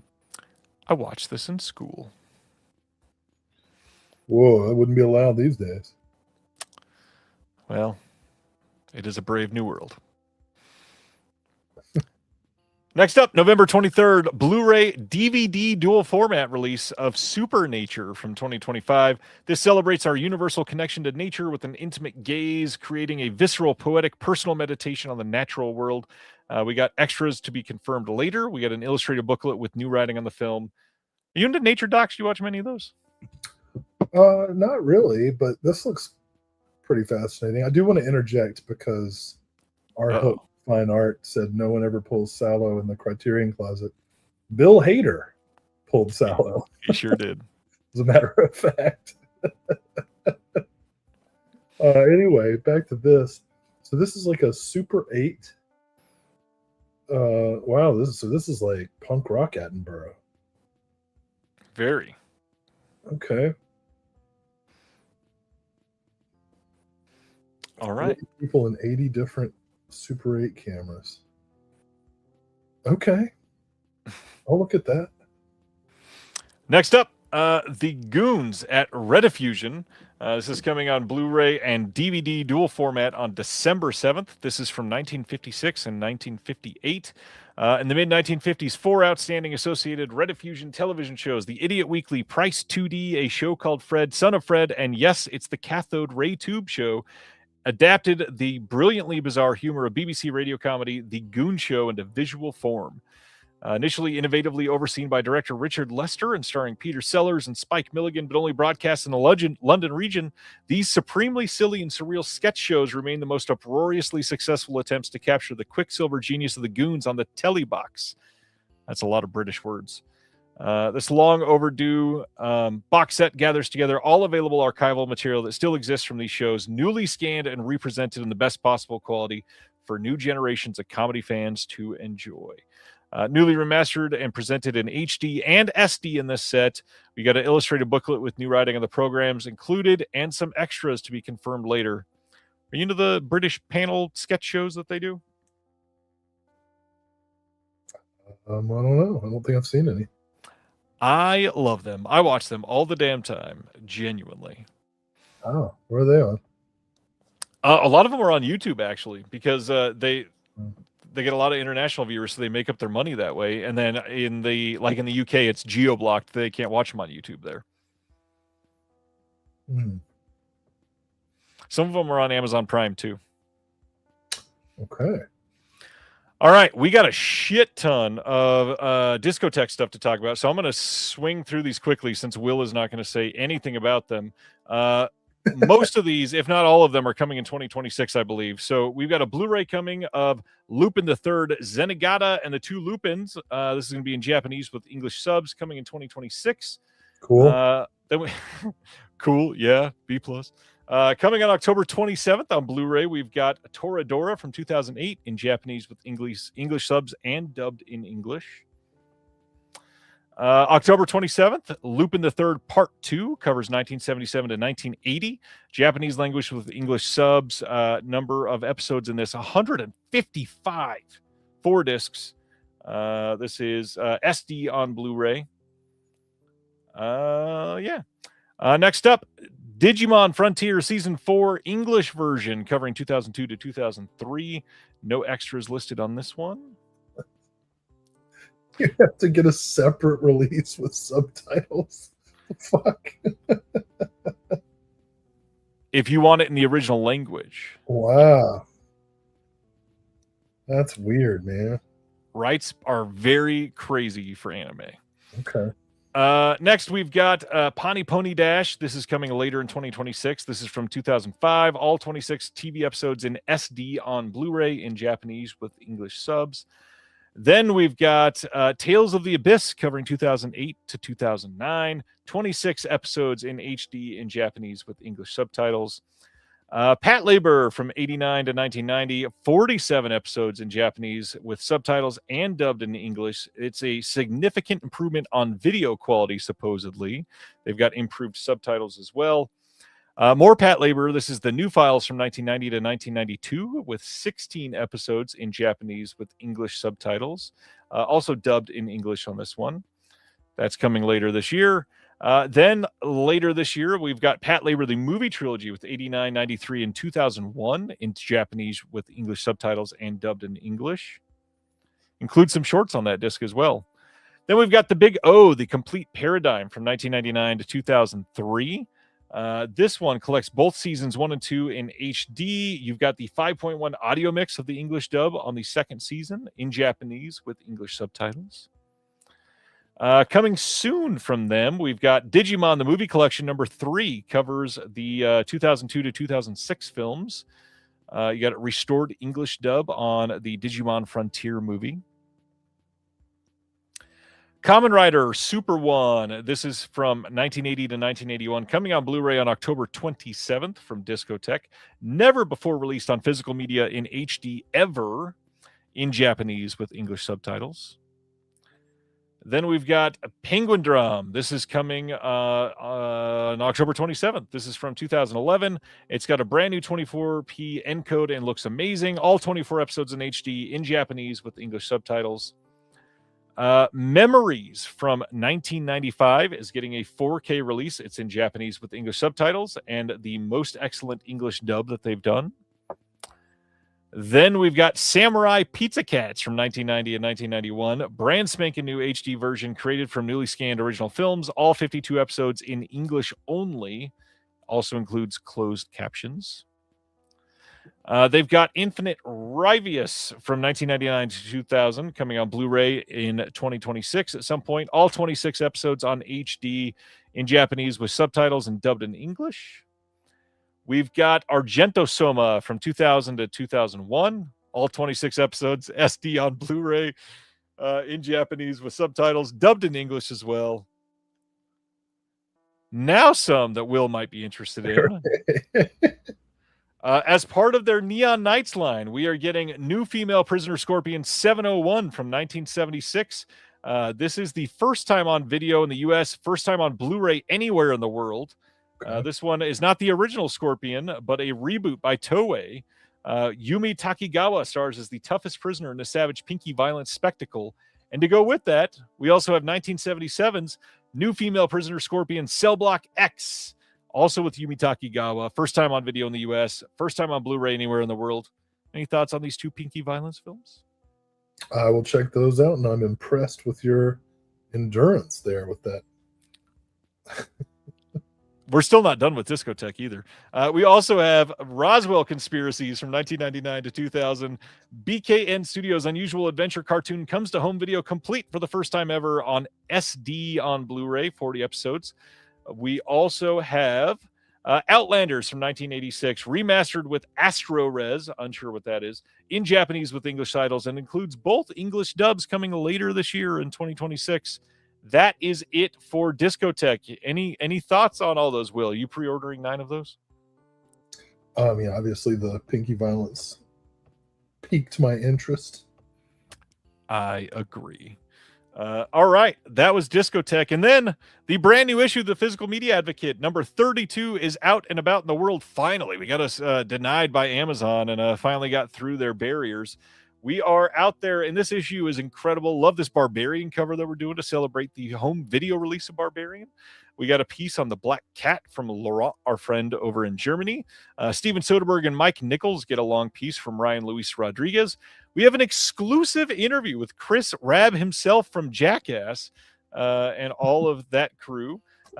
We've got a piece from Connor Holt on Cinecon 2026, which is about to happen. And funny enough, Will and I actually have an attachment from Cinecon 2026 that we get to talk about, hopefully in just a few months, that we're excited to reveal that is happening right this moment.